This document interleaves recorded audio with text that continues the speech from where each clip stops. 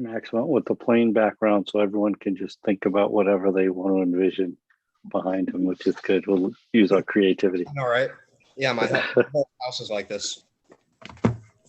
Good, Right, so we are live. You can get started. All right, thank you. I will call the meeting to order, and we can have a motion to convene an executive session pursuant to Rhode Island General Laws 42-46-4 and 5 for the purpose of one, work session pertaining to collective bargaining pursuant to Rhode Island General Laws 42-46-5A2, and 2, for discussion of physical plant manager's contract. And the third item being consider and vote a motion to adjourn. Do we have a motion? So moved. Mr. Jonas with the motion. Do we have a second? I'll second that motion. Second by Max. All in favor signify by saying aye. Aye. Aye. Any opposed? And before we do that, I do want to read that pursuant to Rhode Island General Laws 42-46-5A1, any persons being discussed or affected were given advance notice of the executive hearing in writing and advised that they may require such discussion be held at an open meeting. No request had been made. So with that being said, Ben, if you could create that room breakout and hit the button when it shows. I open up the room now, and Mr. Scungio, I've given you co-host, so you should be able to share your screen once you're in there. Cool. Thank you.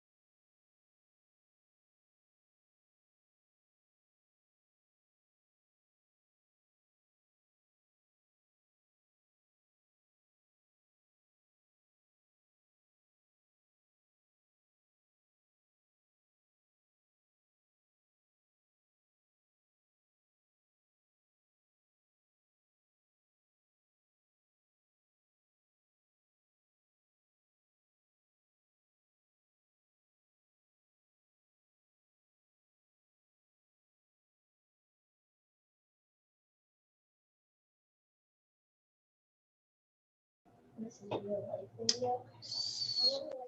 you coming out? You're on mute, Joel.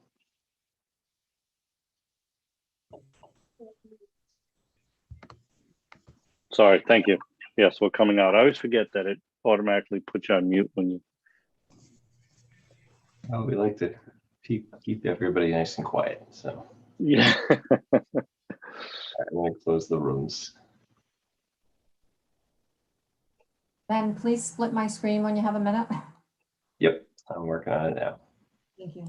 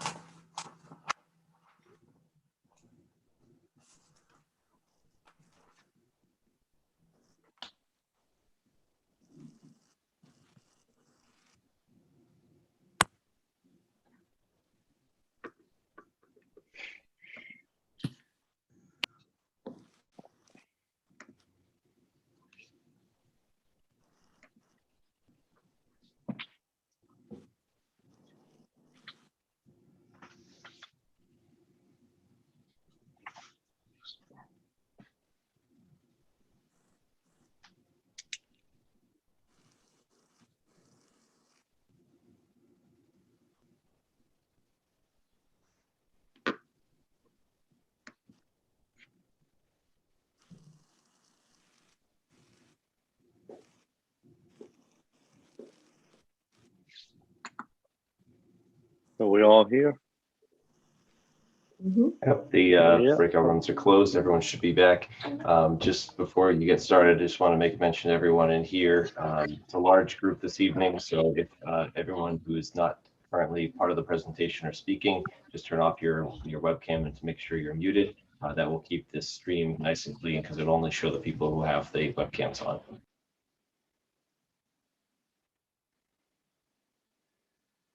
Thank you, Ben.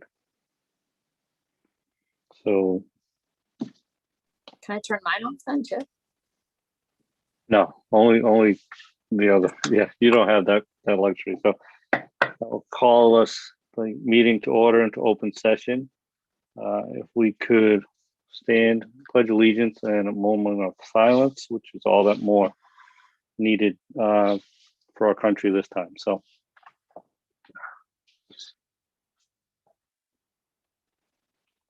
I pledge allegiance to the flag, United States of America, to the republic for which it stands, one nation, under God, indivisible, with liberty and justice for all.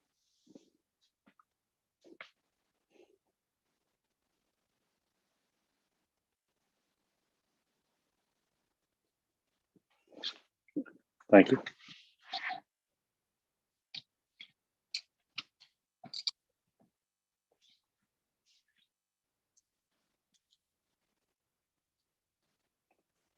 Okay, and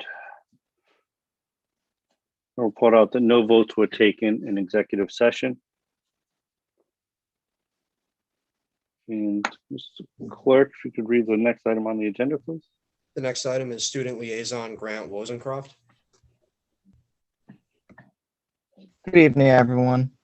Hello, Grant. Wait a minute, excuse me, Mr. Montero, you have Yes. to make a motion to seal the executive session minutes. before Thank you grant. very much, Superintendent. I Thank make you. a deal executive session minutes. We have a motion by Ms. Bouchane to seal the executive session minutes. Do we have a second? I'll second that. Second by Mr. Brandel. All in favor signify by saying aye. Aye. Aye. Any opposed? Motion carries. Thank you again, Superintendent. I apologize, Grant. You may Oh, no, it's move fine. on. All right. There's just a few things to cover tonight. First of which being that the high school is participating in the 7th annual Peanut Butter Express Challenge. The Rhode Island Interscholastic League challenged high schools statewide to work together on this community service project to collect jars of peanut butter for the Rhode Island Community Food Bank. The advisory class that raises the most jars will win free t-shirts along with 3 hours of community service. This will last throughout the month of April. Additionally, the high school has completed the course selection process for all 8th through 11th graders. With this, the schedule for our first year in the new building is beginning to take shape. On April 3rd, we had our we had our home game for the football team, along with senior day. Our marching band and cheerleaders were also able to put on amazing performances. On April 5th, administrators, teachers, students, and members of the community participated in our monthly school improvement team meeting, where plans to improve the school culture, scheduling, as well as student outcome and achievement were discussed. Discussions contribute to the school improvement plan, which is submitted as part of the school accreditation process. It duly serves as part of our set goals as a school that we'll strive to achieve for the years to follow. Yesterday, April 12th,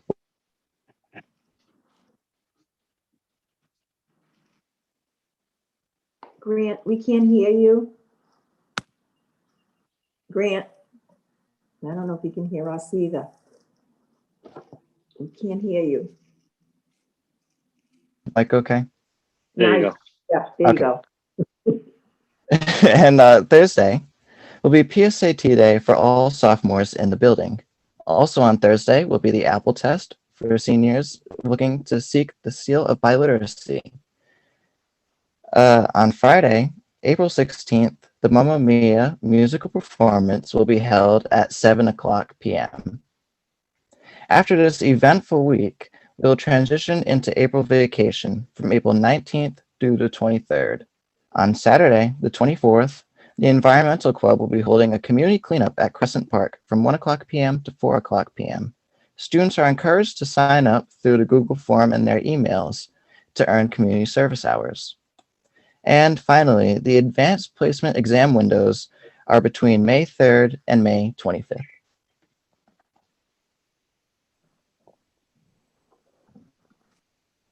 Okay. All right. Thank you, sir.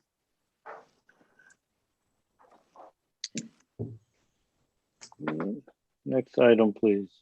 The next item is the consent agenda with communications, correspondence, homeschool requests, and approval of minutes for the March 9, 2021 school committee meeting and the March 8, 2021 building committee meeting.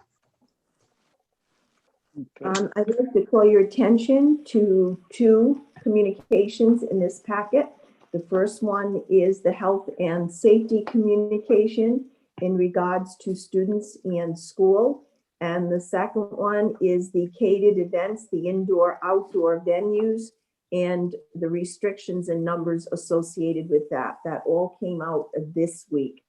Mr. Gibbons has this in his hands as to our middle schools and our elementary schools, because they apply really to any event that is going to occur towards the end of the school year. The first one talks about students in school, and I believe it's later on in the agenda, and class and group sizes at the various levels. So that is the latest report from the Rhode Island Department of Education. Thank you. Any Oh, comments, questions? One There- more. 3 Sure. homeschool requests. Yeah. Thank you. That going, that record, I know we do it when we're in person, but I like to keep that going so people who are keeping track can keep track. And there's one more announcement in this packet for communication. Tonight,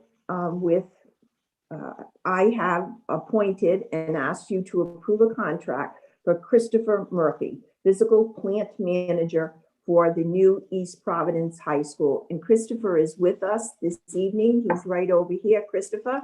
These are members of our school committee, as well as our assistant superintendents and directors on this meeting. This is Christopher right here. So Evening, everyone. Good evening. Good evening. Okay. That's it. Okay. Any other questions, comments, concerns? And a little premature, but since you said good evening, I will say welcome to East Providence. Providing once we get to that part in the agenda, but no pressure on stepping into the highly visible high school. So, All right, I'm looking forward to it, actually. It's going to be fun to be part of that. excellent. All right. Any other comments, discussions with regards to the consent agenda? Hearing none, do I have a motion? I'll make a motion to approve. Thank you, Mr. Chonis. Do we have a second? Second. Second by, was that Jenny or Jessica? I'm sorry, I looked away. Was that Jenny? Jenny, okay, Ms. Azanera with the second. All in favor signify by saying aye. Aye. Aye. Any opposed? Okay, motion carries. Yeah, I looked away from the screen, so I didn't see who spoke and wasn't sure Okay. if it was you or Jessica, so. I like to think that my voice is that young. I like. It was only a couple words. It was like, name that tune, and it wasn't quite enough for me to. Just throw me under the bus. Yeah. No. Anyway, next item, please. The next item is PTO, PTA, EPLAC reports. I believe I saw Mary. on I the am here. Yeah. Oh, thank gosh. Hey. I wrote it all down. You're not going to say, don't worry, I won't do that to you tonight. Mary. Thank you. Hi, everyone. Good evening.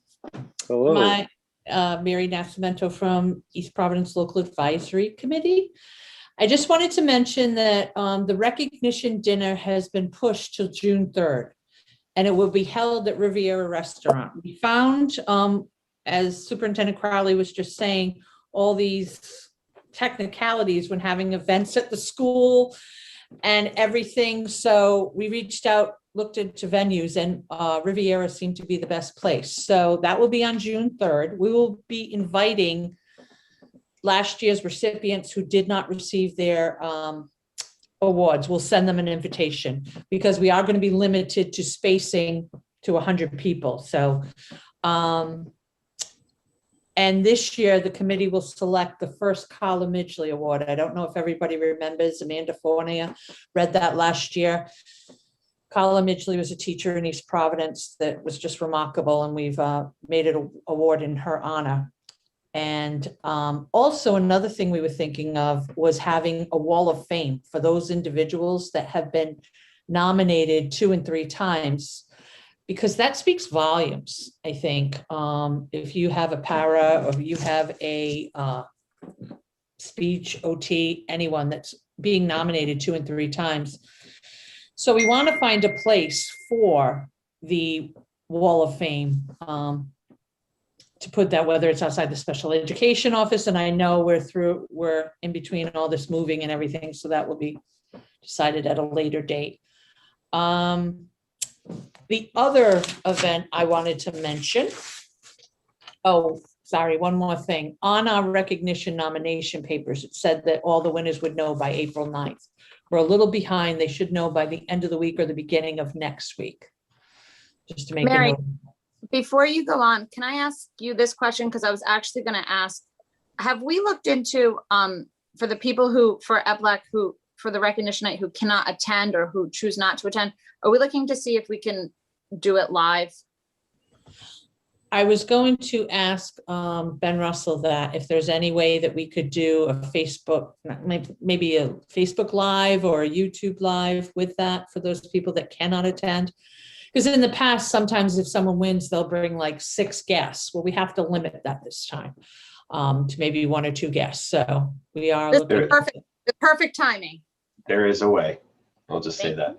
Thank you, No Ben. problem. Thank you, Ben, very much. Thank you, Jessica, for reminding me of that. It's on my notes. Okay, oh, good, see? The other thing I wanted to mention is EPLAC is having a wonderful workshop on April 28th via Zoom at 6:30. This is really a topic that everyone needs to be at, whether your child's younger or older, because it will catch up quick. When your child turns 18, a guide to special needs guardianship. And the attorneys that East Providence have, Brennan Recupero, I can't even say that, Scrungio, McAllister, and Casine, Kasani? So they are doing the presentation, so I'm looking forward to that. Anyone that wants to join in, just send an email to eplac@epschoolsri.com and we will send you the Zoom link. Any questions? Excellent. Good. Well, Thank you so much. thank you. Thank you. Next item, please. The next item is public comments, one, agenda items. There are no public comments for agenda items. The next item is the superintendent's report. Yes, and we have some wonderful announcements and awards tonight. The first award is the Rhode Island Mathematics Teachers Association Outstanding Math Teacher of the Year Award. And Lindsay Riley is here to present that award to Nicole Monty, who is also here. So Lindsay? Thank you. So I'm excited, and proud to present Nicole this evening, who recently received the Math Outstanding Teacher of the Year Award. Nicole has been a teacher in our Lindsay district. froze. You're all frozen. No, you froze, Kathy. Go ahead, Lindsay. Okay, all We're right, good. thank you. Okay, I'm at school, it should be pretty good. So has been a teacher in the district for 23 years, the last 5 of those as the math intervention teacher and curriculum leader here at Hennessy. She plays a huge role in a lot of aspects of what we do here. She's a school improvement team member and a data team manager for our MTSS work. So when Nicole was recognized last month, the things that were really highlighted as to why she sort of stood out in terms of the candidate pool were around the fact that she's a very reflective practitioner. She's committed to, continuous improvement for herself and the students that she serves. She provides a level of excellence in terms of her instruction at all tiers. She has a love for the process, for really sort of problem solving and getting to the heart of what students need and how they can be best served at our school. And she is a true team player. So she is very highly respected by colleagues. And I think that combination of respect and rapport and her deep knowledge base in terms of mathematics and what it takes to lead work to truly close achievement gaps for kids is what makes her outstanding. And so I'm proud to present Nicole and all that she does for our school and represents in our district. Congratulations. Congratulations. Congratulations. Wonderful. All right, next on the agenda, we have the Golden Apple Award. And that was given to teacher Denise Lebrecht from White Neck Elementary School. And we have Lori Marchand, principal, here to present her with this award. And I must say, I knew Denise when she was a student, but I won't tell you how many years ago that was in Smithfield, and neither will you, Denise. So, Lori? Thank you, Mrs. Crawley. Good evening to all members of the school committee and all guests tonight. I'm so excited to be here tonight and to honor Denise Lebrecht. On March 18th, secret squirrel, super big surprise, Patrice Wood, the Commissioner of Education, Mrs. Crawley, Dr. Forrand, and Denise's family surprised her at White Neck Elementary School in honoring her with the Golden Apple. To be a Golden Apple recipient, you must be nominated. And Denise was nominated by a family here in East Providence, Deb Olace, and her 2 daughters, Olivia, who is a freshman at East Providence High School, and Emma, who is a 5th grader at White Neck Elementary School. Their nomination alone speaks volumes. Patrice Wood, if you would like to look at turnto10.com and see the amazing footage, Patrice Wood honors Denise as a motivator and a defender of students the day that she received her Golden Apple. So Olivia, who is the 9th grader, would go on during her interview to remember how Denise taught her empathy, when she had her in second grade. And as a ninth grader, she can now bring those lessons learned through her life. Emma was a little bit less outspoken, but in Emma's narration, she goes on to share her love of Denise. As a matter of fact, when Emma was in second grade, Denise took an opportunity to loop with that class, and Denise moved up to third grade. And the lasting impact that Denise had on the entire family is really lifelong, and it changed them.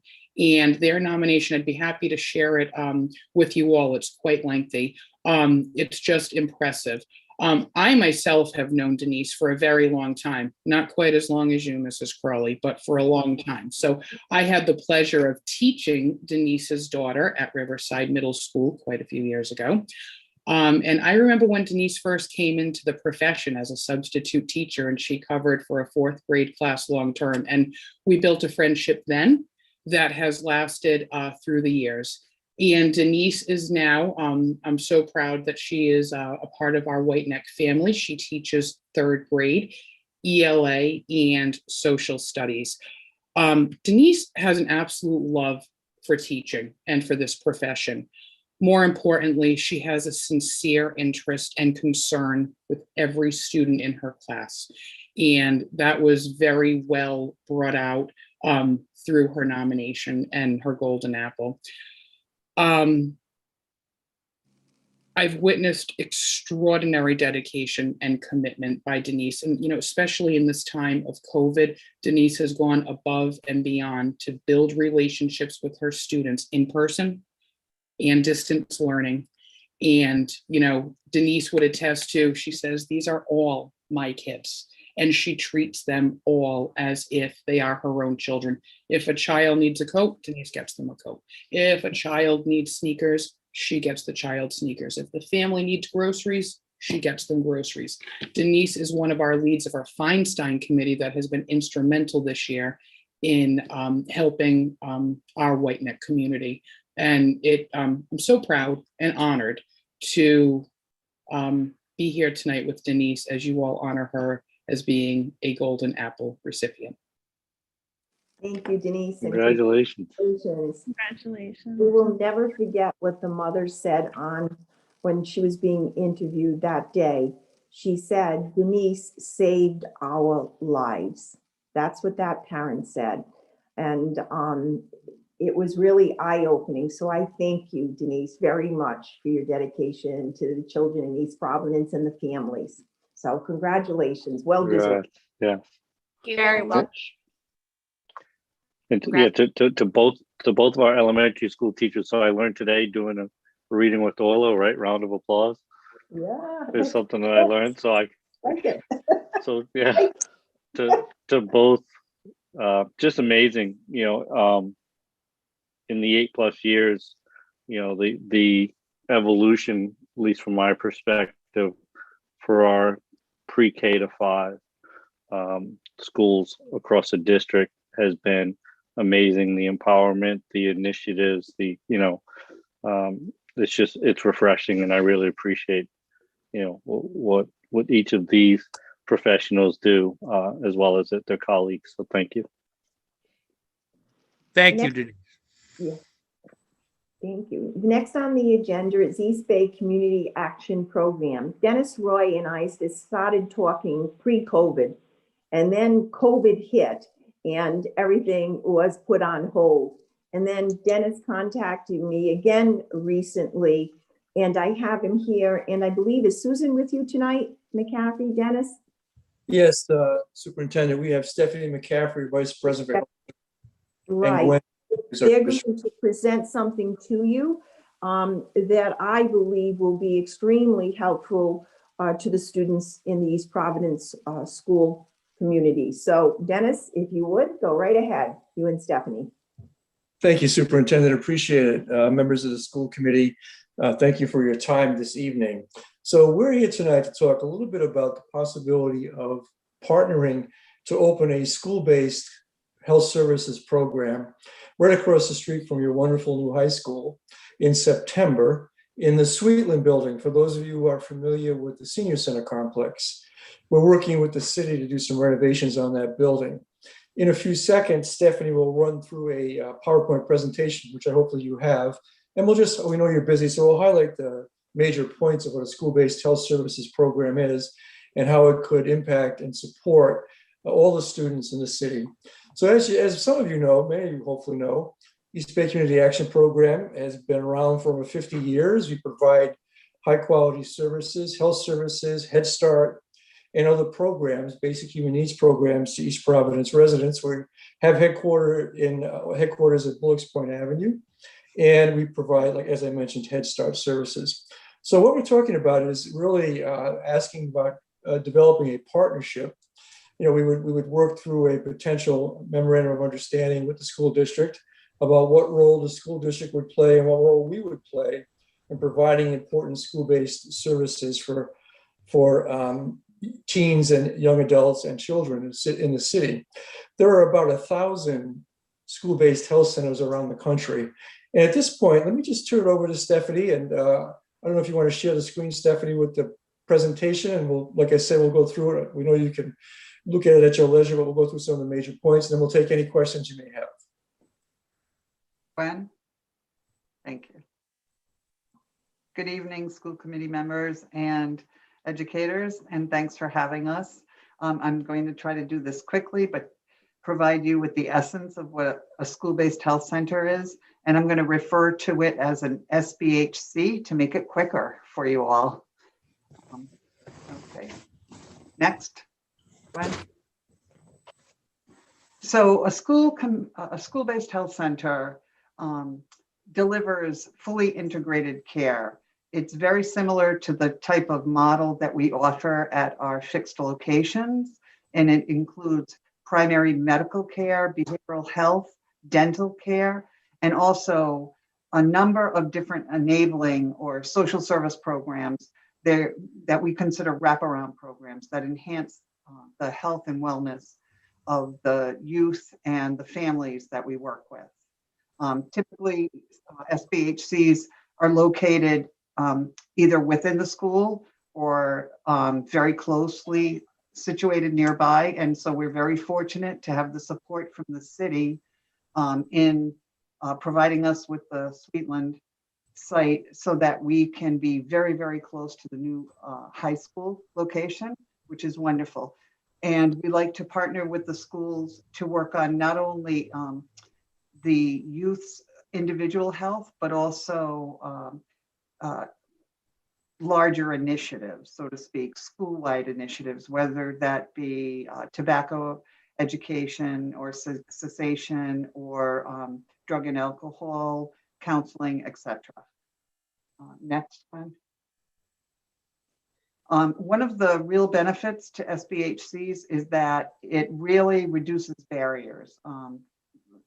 For instance, lack of transportation, scheduling difficulties. It really helps out parents and our caregivers, and it minimizes the disruptions to their work schedules. We work with the families, we can see them in school, they can get right back to class, and parents don't have to lose time, and the children don't lose a day's worth of education if we can deal with an acute issue or something that can be handled, and then they can return to the classroom. Next. The national data shows that SBHCs really enhance children's health. We know that youth and adolescents, once they reach that age, the amount of preventive health care they get plummets. They only go to the doctor when they're absolutely sick, and sometimes it causes increased rates of hospitalization or absence from school, and this minimizes that. It also makes it very convenient, and we can address in a preventive fashion health and wellness issues such as addressing assessments in drug and alcohol use, conducting mental health assessments so that we can identify and address the issue at a very early stage. Next. And as you see on this slide, kids have a higher satisfaction rate. They have their general health issues are much more positive. They're more physically active. They consume healthier foods. The obesity rates tend to be lower. They tend to be more compliant with their self-care, such as when they're if they're asthmatics and they use peak flow meters, inhalers, and such. And we can really reinforce that. And one of the really critical things that sometimes is overlooked is that we have the capacity to offer mental health services. And so we can identify at a very early stage different mental health issues that youth and adolescents may be experiencing, such as anxiety. I'm on a conference call. Depression, if there is potential identification for substance misuse issues, and we can identify it and address it very early on before it becomes a really big problem. Next. And I've talked about all this. Some of the improved health outcomes, we increase the vaccination rates. We can hold vaccination clinics, and we inform the families about, when the next vaccine schedules are. We can educate them about different types of vaccines and what the benefits are for them, particularly in youth and adolescents. It reduces the asthma morbidity. National data shows that there are fewer emergency department visits for children enrolled in SBHCs, and it lowers the illegal substance use and alcohol consumption. Next. Oh, you can skip this one because we went. So, I'm sorry. Can you go back again for me? So, other benefits is that the national data shows that there is a reduction in rates of school suspension, higher high school completion, increases in grade point averages, and increases in grade promotion for those students that are enrolled in SBHCs, because we have that integrated health model. Not only is it the medical aspects of care, but it's also addressing the behavioral health aspects as well as all the social determinants of health that really impact on a student and their family's well-being. Next.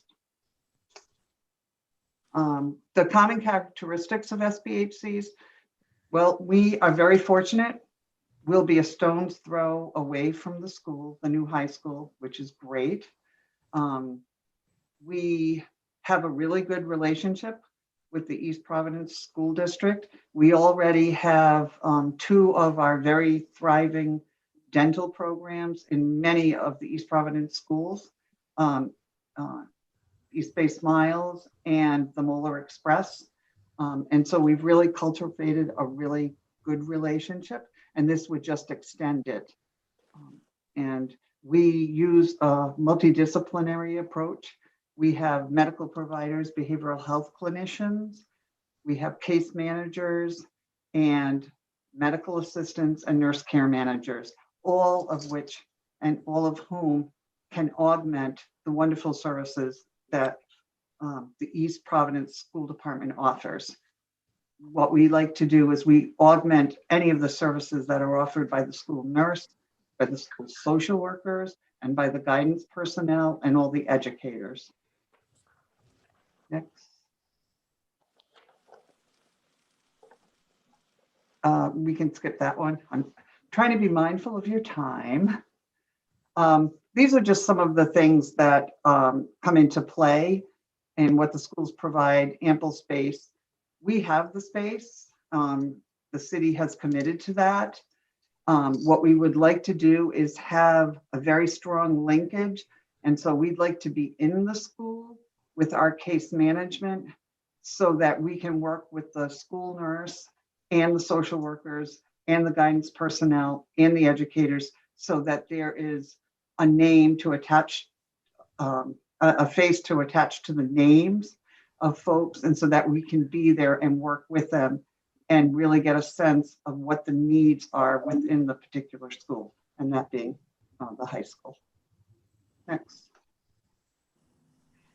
And I would just say that you may want to review the next few slides. So we actually delved into local data as well. And there's some data from the Department of Health and Neighborhood Health Plan. And I won't go into it because I believe you received the slides in advance. But certainly if you have questions regarding any of the information I go over.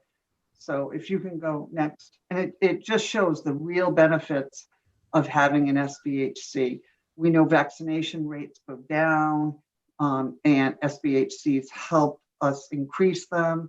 We're able to get into where the students are as opposed to having to drag them out of school and try to get them to the services. And that seems to be a real benefit.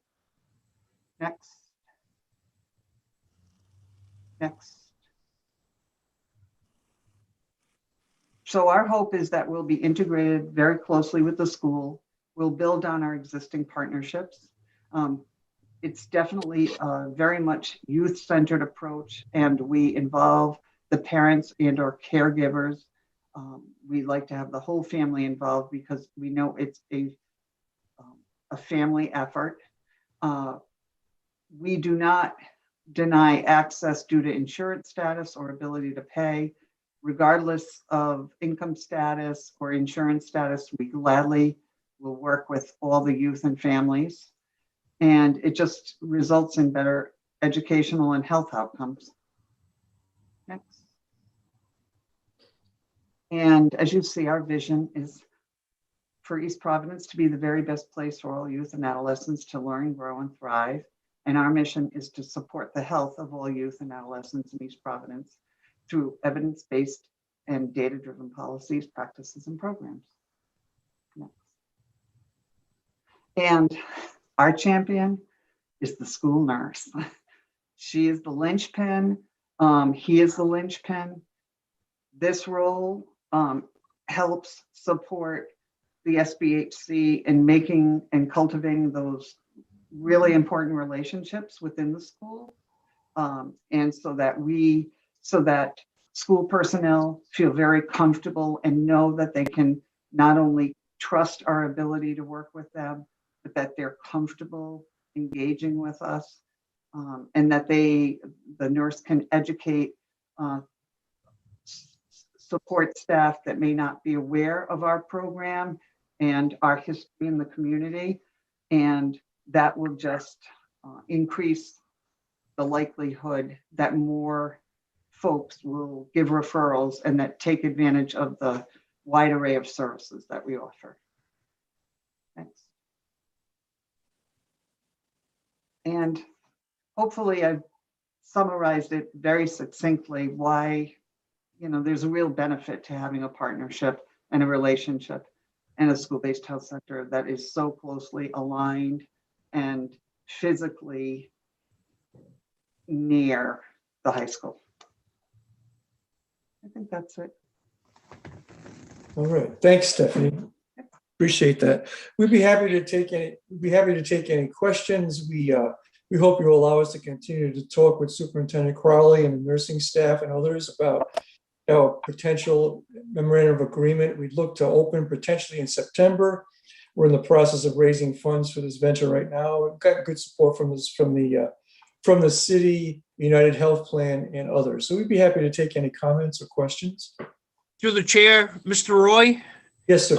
Are you located at Bullocks Point Avenue right now? That's correct. And how is that working out? Is that the same type of operation?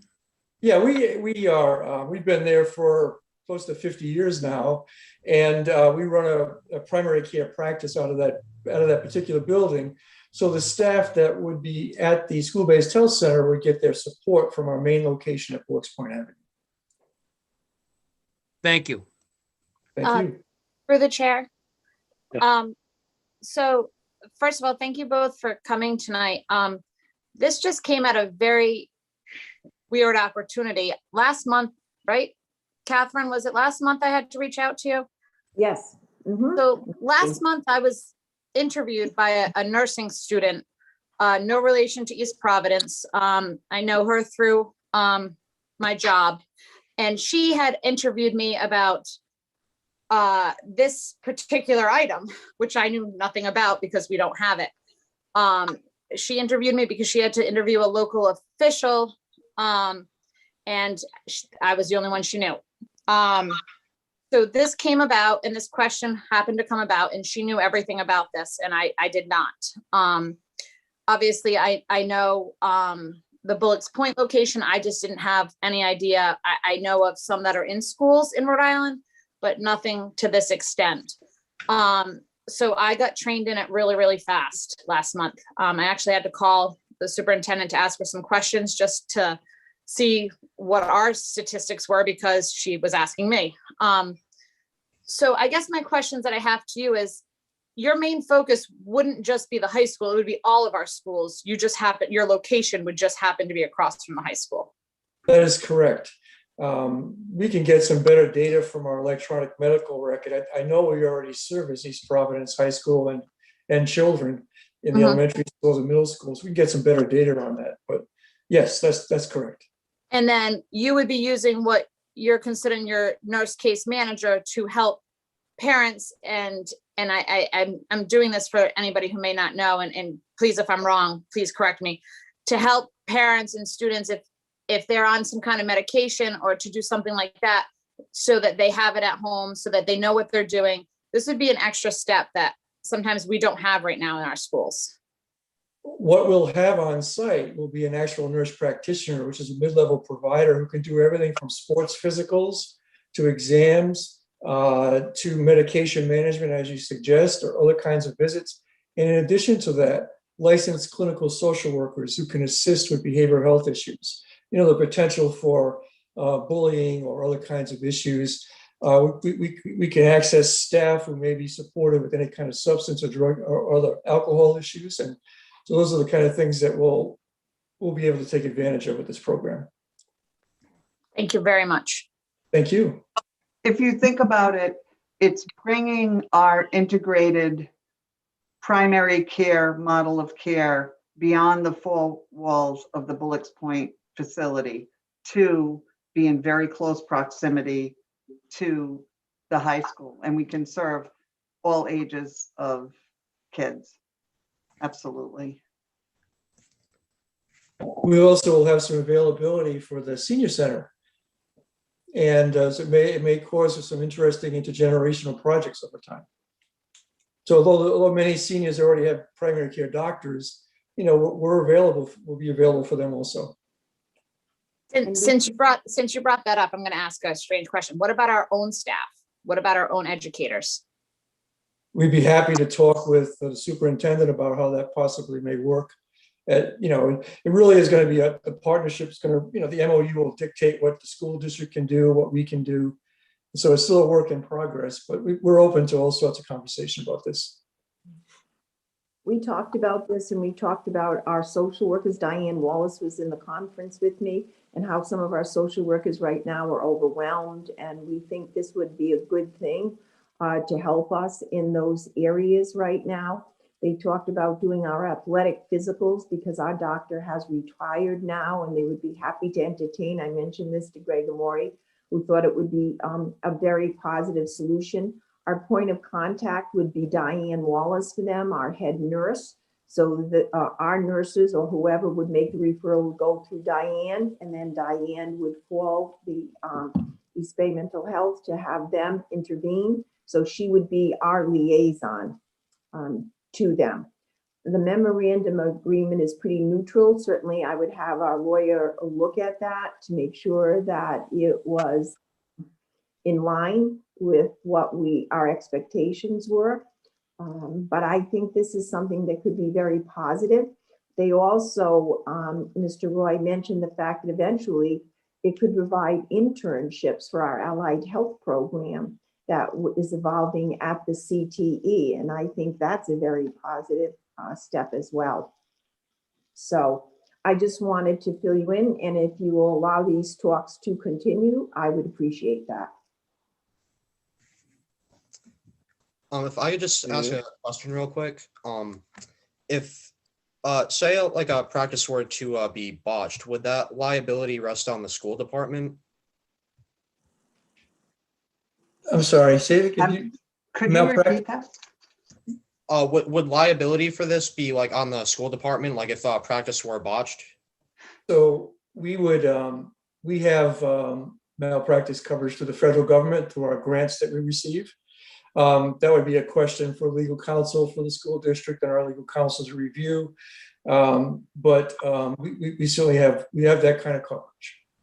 Okay, thanks. And Max, we would pass it through our attorney anyway to make sure that there was coverage. So we're just sort of in the beginnings of this evolving. Any other comments? I think it would just be Questions? good.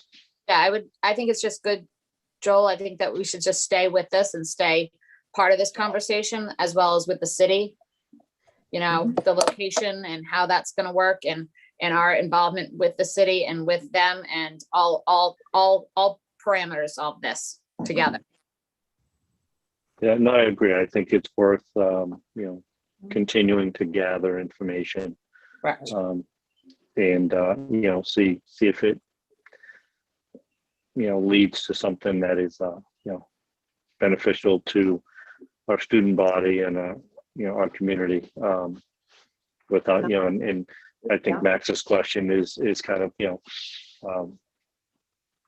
representative of some of those things that we want to look at, not just from a legal standpoint, but just overall, perception and confidence. There's a lot of different factors, but I think there's a lot of potential here that is worth looking into, in my opinion.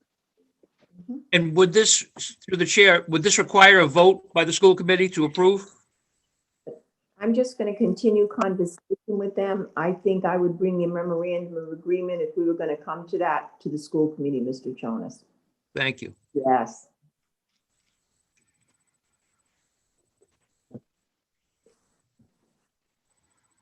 That's all. Thank you, Mr. Roy, Ms. McCaffrey. I appreciate your time.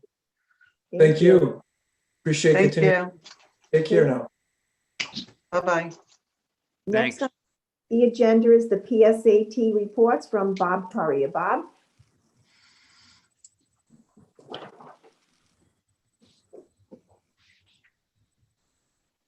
Is Bob still here? I am. Oh, there he is. Okay. Good evening, everybody. You can turn on your camera now, Bob. Hello. Good evening, everybody. Hello. How are you? Today we had, we're continuing to make progress in the state standardized testing. Today I didn't know what to expect in regards to participation. It's been a challenging year to say the least, but 76% of the juniors showed up for today's administration. And that was much more than I thought. So, and so with a makeup, maybe we'll crack 80%. So hats off to the students and the staff. I mean, it was challenging to get the message out, but 76% of them showed up today and gave it their best. Behavior was excellent. It was the first time we had administered the SAT digitally, so that was somewhat of a challenge, but things went well today.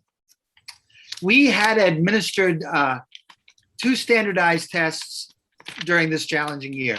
In October, the state of Rhode Island paid for the seniors to take the SAT school day with essay. And that's because that was canceled last year. That was not a graduation requirement. But on that date, 71% of the seniors showed up.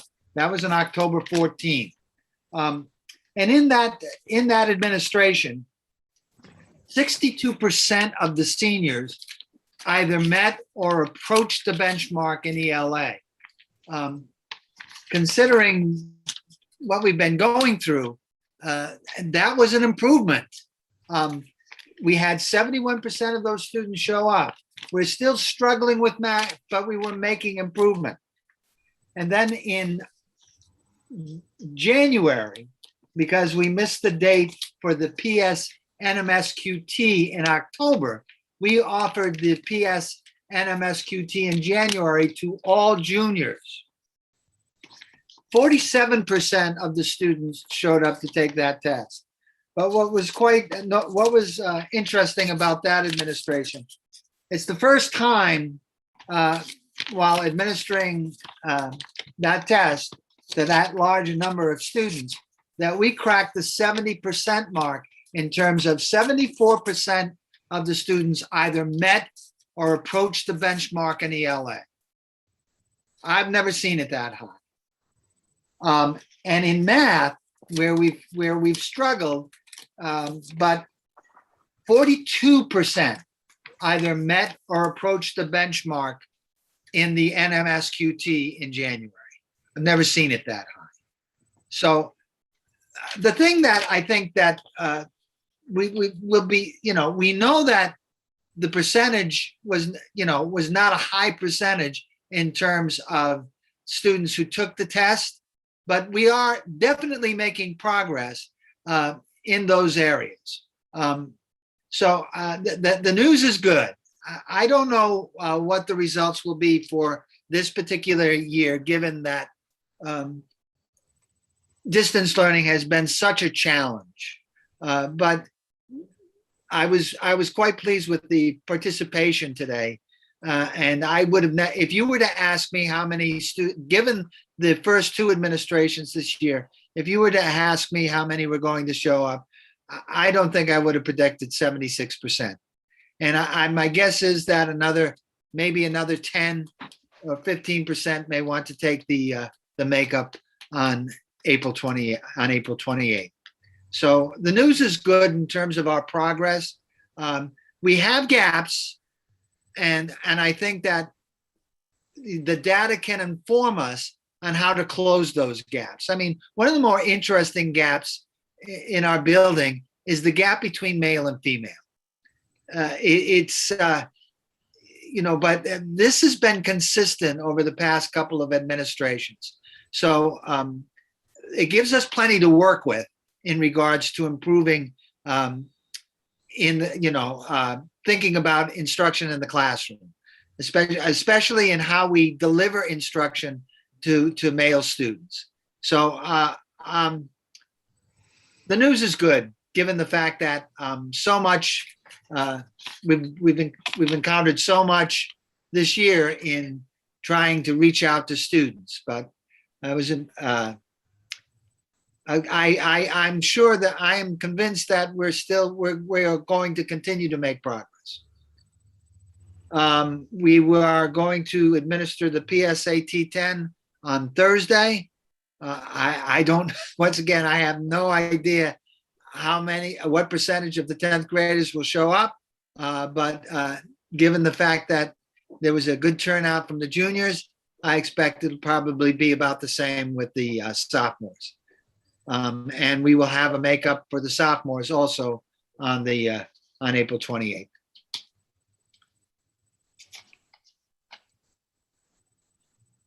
Any questions? No. So I'm assuming that the gap was greater number of females take the test than males, Bob? No, the gap is in terms of achievement, Superintendent Crowley. And so males are about 10 to 15 points behind females in the content areas, in ELA and math. I mean, the only thing that's concerning to me, and I'll certainly take a look at that this year, but what's concerning is it's been about the same for the past 2 or 3 administrations. The females are getting better and the males are getting better, but the gap remains. Okay. I've also been asked to talk about the East Providence Prevention, the East Providence Prevention Coalition. I had an opportunity to attend their meeting for the first time last March. And I have to say that I was extremely impressed with their advocacy for students. They're asking to partner up with us in terms of surveys, distributing student surveys and parent surveys. Their advocacy and their fierceness in protecting our youth from tobacco companies and vaping companies, and in terms of the reason why these surveys are so important for this organization, and is that they are a data-driven organization. They work they have the ability to work with Cumulus Media. They can target buys in regards to prevention programs. I was very impressed, and they would like for us to use our resources to send out a parent survey. And given what I saw in that meeting, I think it would be worthwhile. The survey is in your packet there. They just want us to distribute it. It doesn't come back to us. It's part of the East Providence Prevention Coalition, and it's in your packet. It talks about healthy lifestyles. It's a survey to help with, looking at drugs and alcohol in the city, etc. So they would share that data with us as well. I was really impressed with their commitment, and they appeared to me to be a very hardworking group. Superintendent, has anyone from our administration looked at that survey just to look at the individual questions being asked on the link? I haven't myself. I'm just, if we're distributing it, I just want to make sure that, all of the questions are in line, and, I can't think of anything offhand, but stranger things have happened, so. Right. If you all might have a different opinion, if you want to click, we don't have to give approval of this immediately, right, Bob? Have you looked at it yourself? I have. Yes. You have. It is about abuse, tobacco, drugs, prescriptive medication, and vaping. And I think that when they discussed some of the data that from the last survey they had taken on their own, and it's pretty eye-opening. But it guides them in their programs. They're a data-driven organization. So I was impressed. So Ms. Carr, if you're comfortable, that was my question, right? Is if you're comfortable with the questions and you don't feel, that if you feel that they're all appropriate, then I would defer to standard protocol is that, if the administration approves the distribution of the communication, then I'll defer to the administration for sure. Okay. Bob, can I just ask a few things? This is a one-time survey that's going out. They're not going to use us as a conduit each time they want to send something out, because we really like to keep it. This is a one-time parental survey. Yes. Okay. They may ask to do it yearly, but as I said, it does drive it guides their focus in terms of prevention, PSAs, posters. They even they have this arrangement with Cumulus Media, WPRO, Light 105, Pro FM. It really guides them in terms of where they put their resources. And this is to go out to high school parents, middle school parents, elementary parents.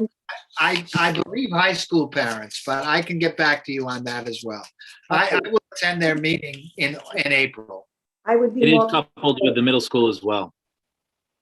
They do want to look at middle school? Yep, it's coupled with the high school and middle school, and they have a substantial amount of funds, and they're using this this questionnaire to help drive them to which direction our city needs it most. It's an organization that's run by our parents in our city. So, and they get grant money that they use, and they want to help target what's really affecting our youth. Okay, thank you, Mr. Gibbons. Perfect. All right, next on the agenda is the Thank you, Mr. Curry. Yes, thank you, Bob. I'm sorry. Equity teams, Dr. Bowler and Lindsay Riley. And Dr. Bowler, you might want to also talk about your Rhode Island Foundation grant, which happens to come in today. Mr. Enos, I'll be forwarding it to your office. So I'm going to talk a little bit about the Rhode Island Foundation grant, which, and then let Principal Riley talk about her work with in her school with her equity team. And the district received a grant from the Rhode Island Foundation for $50,180 for Project Drive, which is discussing diversity, race, inclusivity, voice, and equity. And there are two big components of that grant. One is to support another session of diversity talks. The other is to support the development of an equity team as a model for other equity teams in schools across the district. And Principal Riley basically came to me with information regarding an interest of hers in her school about starting an equity team. The equity work was started with the superintendent about 2 years ago. And one of the things that we hope to continue when the superintendent started that equity work was to look at school-based equity teams.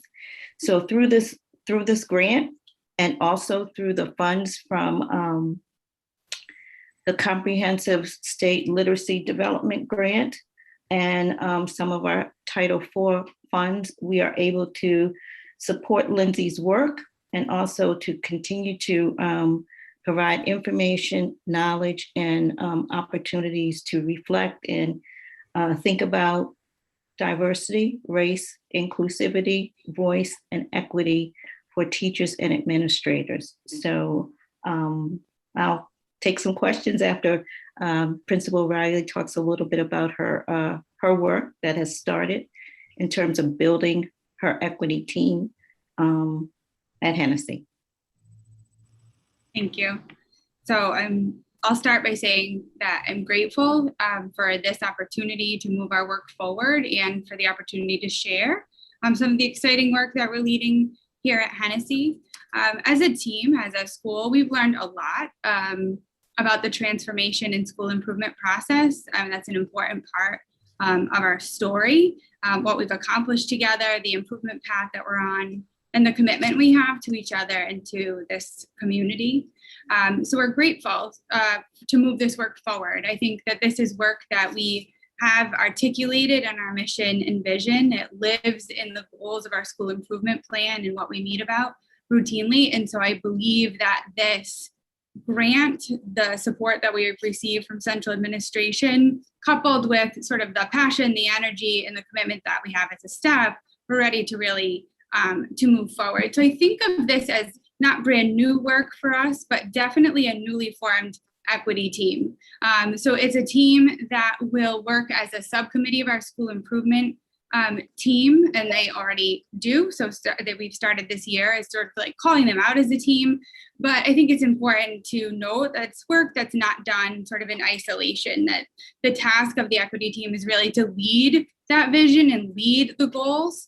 And so we're excited about this opportunity with grant funding to have skilled facilitation and to work with two external and community partners. So the Hennessy Equity Team will have the opportunity to work with the Equity Institute. That's the work that Dr. Bowler referenced, was launched by the superintendent as we had an introductory session, and this work will really target Hennessy, our needs as leaders, our needs in terms of meeting the needs of our students, and we'll also be able to partner with CLE, the Center for Leadership and Educational Equity in Providence. And so through those two partnerships, a few things will happen. So the work has just begun. And so I think the first thing is really to define as a team what equity is. So the people leading this work signed up for it, want to be a part of it, but I think we really need to start with what is equity and really understand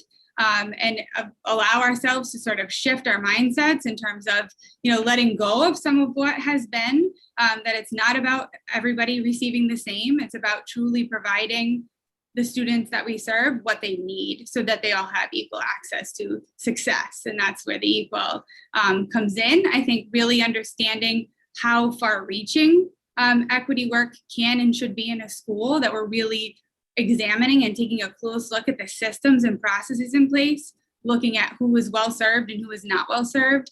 And then I think the most exciting part about both of these partnerships is that they involve design teams and action research components, where we will do deep data dives into our data to say who is not well served, and then not just leave it there, and to say, what are we going to do about it? Really get into root cause analysis and understand those root causes, action plan together, set goals, monitor progress. So I definitely look forward to the opportunity to share that as we sort of grow and evolve. And one of the things Dr. Bowler and I have talked about is how important it will be for us to, and I hold myself accountable to, sort of monitoring the process. Like, what does it take?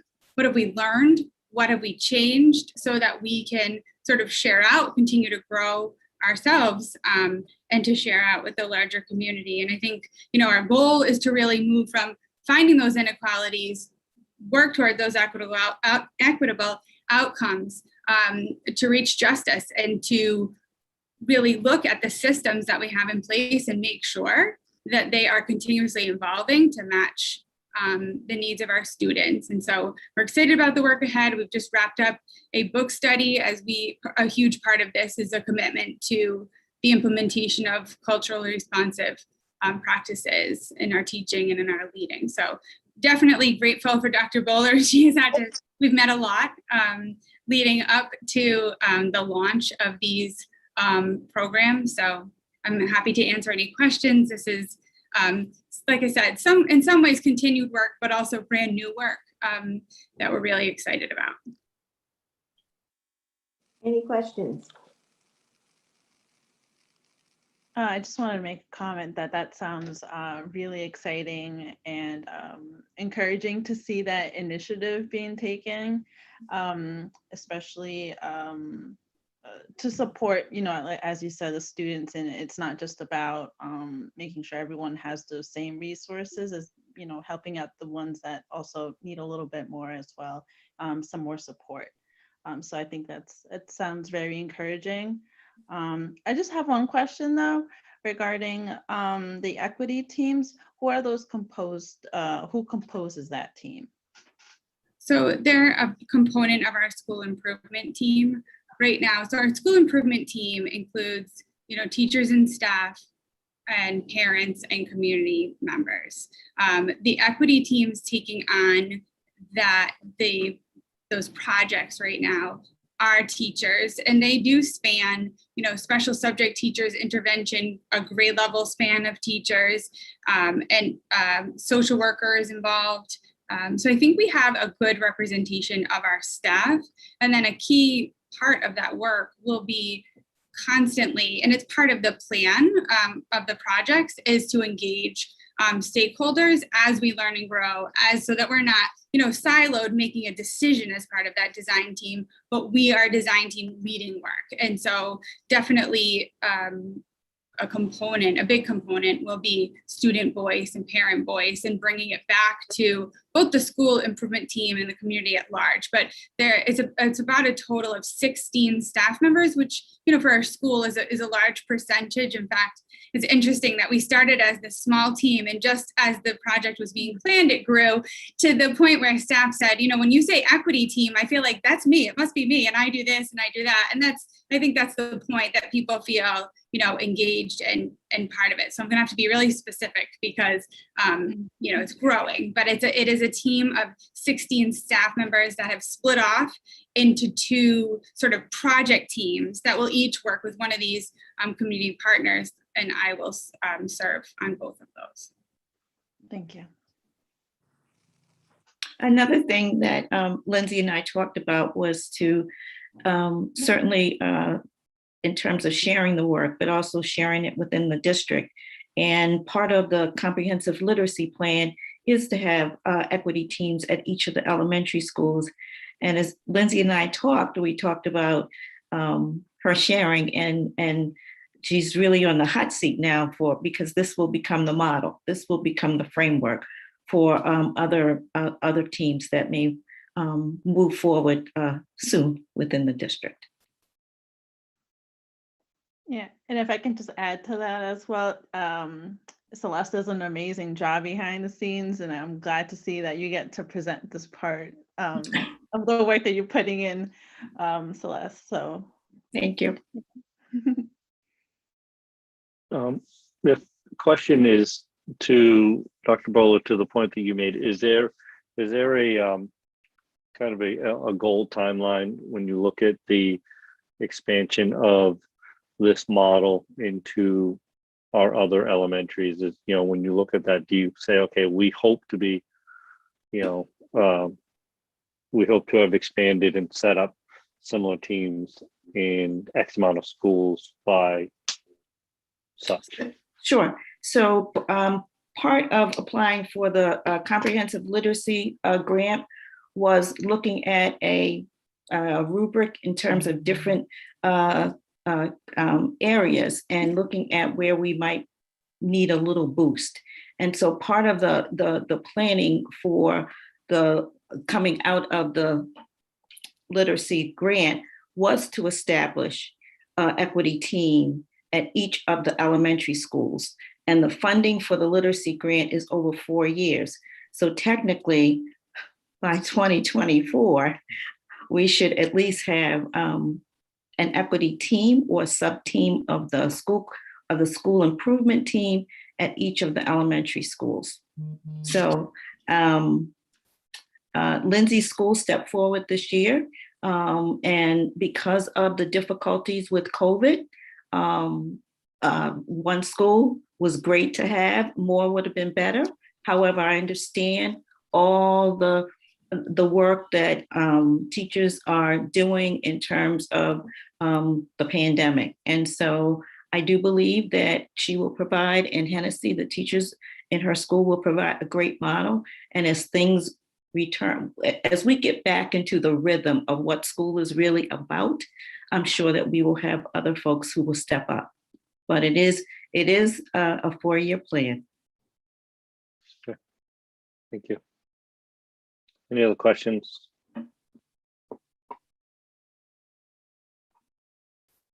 Okay. Thank you again. Dr. Taking the lead on this always, but she likes to stay behind the scenes. And Lindsay, thank you very much for taking the lead on the equity team. I'm sure Hennessy will be very successful at it. Next is the ESSER. And in your packet, I listed all of the districts and the amount of money coming from ESSER 2 funding. So if you look at East Providence, the money that we will be getting is $5,270,561. The application is supposed to come out this Friday, the 15th, but Craig heard today that it may be delayed. We do have some of the questions, and we will begin to work on these questions to establish our needs for this money. It's an application process. Immediately following this, we're hearing is the ESSER 3 monies are coming in. We don't know what our amount actually is for that yet, and I don't want to take any of Craig's thunder, but he'll be talking to you a little about that when he gives you his financial report. But I wanted you to see that and have that in your packet for the districts. Now, next is the summer programming by Dr. Paran and Leslie Anderson to talk a little bit about the special ed summer program. So Sandy? Good evening, everyone. I'm just going to give a quick overview of the planning that we've done so far and what right now we're hoping to do for the summer. So we are planning for pre-K through 8. Those are rising pre-K, so going into kindergarten. I'd like to start out by thanking Yaniza Gallant, who has been a huge help in this planning process. The elementary and middle school principals have been, really willing to talk the whole process through, and our coaches have been working on pulling data. So it's been a real team effort throughout the district. Our plan is to do a half day of ELA and math in the morning, and then to do a half day of enrichment. We're looking at maybe a 9 to 4 day, with the Y picking up the afternoon enrichment piece. We had a meeting with them the other day, and they'll be bringing a proposal to us.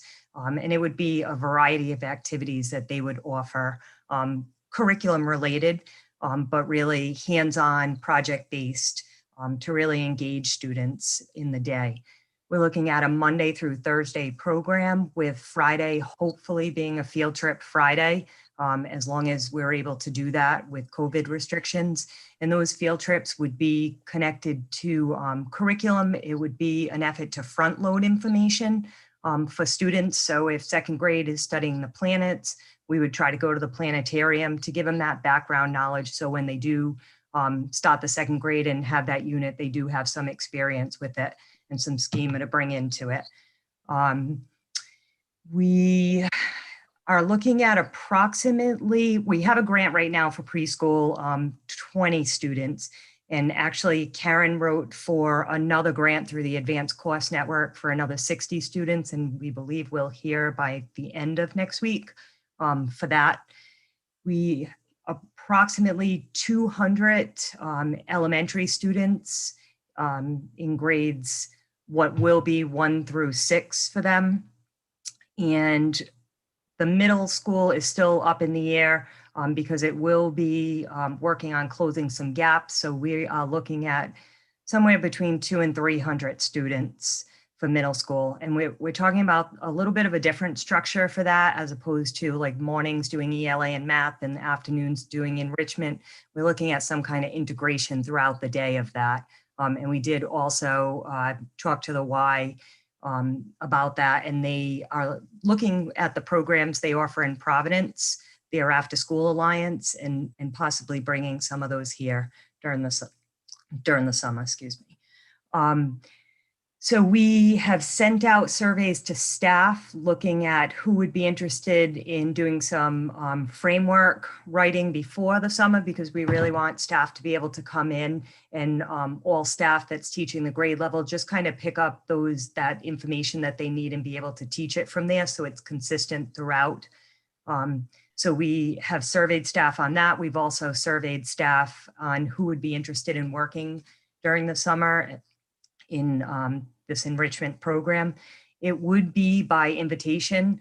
We are looking at the data. We've selected standards that we really feel there are gaps, and we're looking at the data of students to really target students that really need this program for the summer. We also are looking at afternoons, possibly integrating definitely MLL students, and hopefully our ESY students would be able to be integrated into the afternoon programs and join all of their peers in that enrichment piece. So that's kind of a big picture of what we're planning right now, and we're just continuing to push forward in the planning and talking to teachers and administrators about how to structure and the best way to support students in the gaps. Any questions anyone has? I just want to verify. So it's invitation for students. So if you think your student is not doing well or what they should be doing based on normal circumstances, this wouldn't be an option. This is. No, so right now we're going to target students that have the biggest gaps in the areas that, the power standards that we're looking at. So we would be targeting students. Not all students are going to attend, I'm sure, that are invited, but we will make sure that we hopefully fill all of the seats, because we think it's a great opportunity. But again, just like when we talk about equity, we're trying to give students what they need. Okay, so what about, and I'm not trying to play devil's advocate, and please, Sandy, no, if I'm stepping, me, just stop me. what about the standards that we're not testing because we're in COVID? So what about the standards that we're skipping or that for whatever reason, we're just not hitting the marks, whether that be an elementary school standard or a middle school standard? What about those that, you know, my child should be at this, but we're not really getting there. So, but she should be there, but it ain't happening. Yeah, so our coaches really and principals are looking at what students need to be successful in the next grade. So really looking at, you know, what are the skills that students need, and we're pulling the data around that. Okay. Does that answer your question? Okay. Yes. Yeah. And what about special education? Would this would this program be available to them as well as, you know, the extended school year program?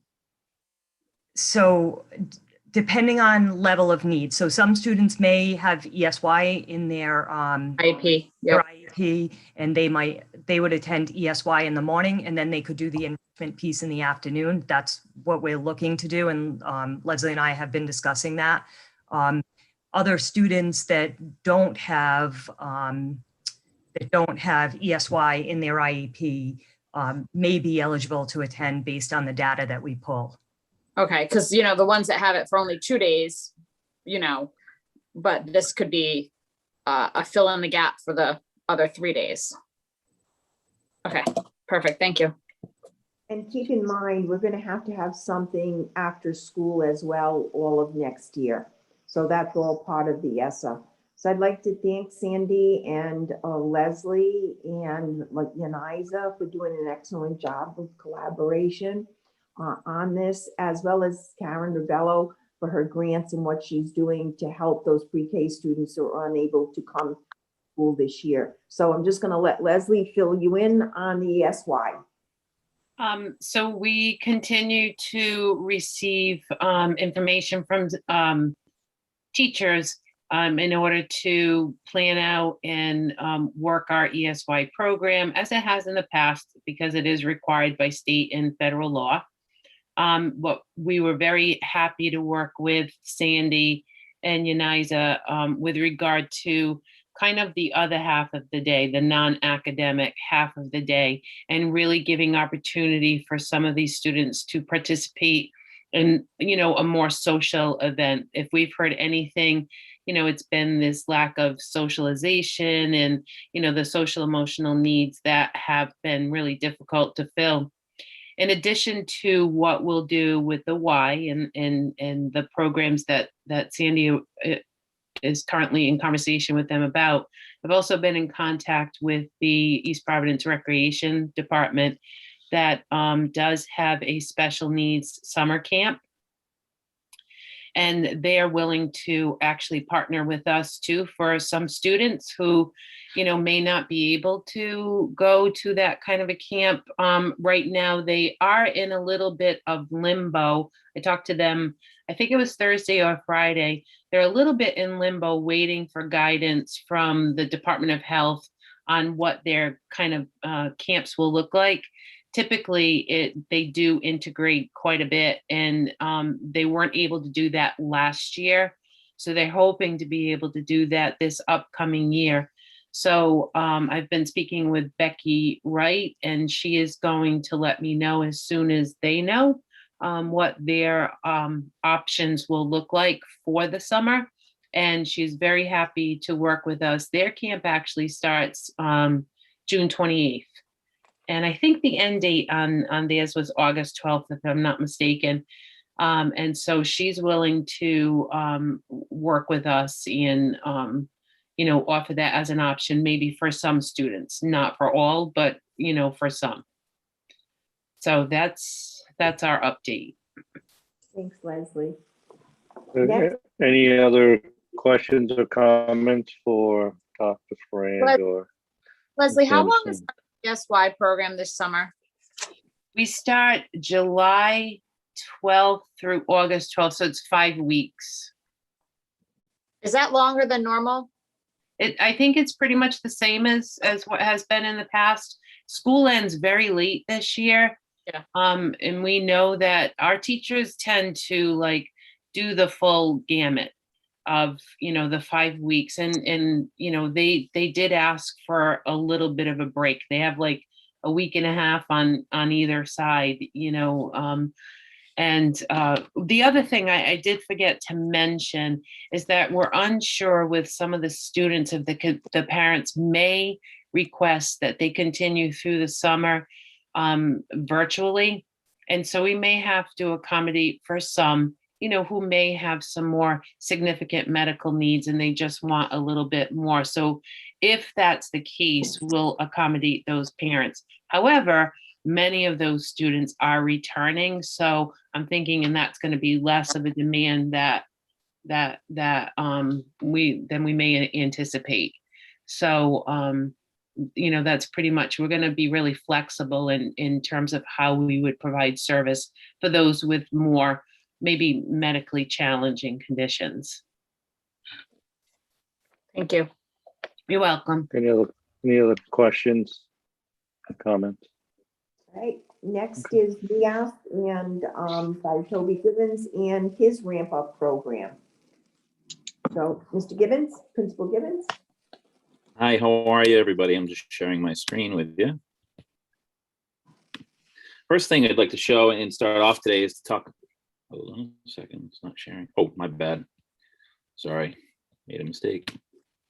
How about we present it? That'll be easier. There we go. The first thing we want to talk about today is that I know that Grant last month informed everybody of the fact that we had NEAS coming in. The New England Association of Schools and Colleges come in for a virtual collaborative conference. This happens every couple of years.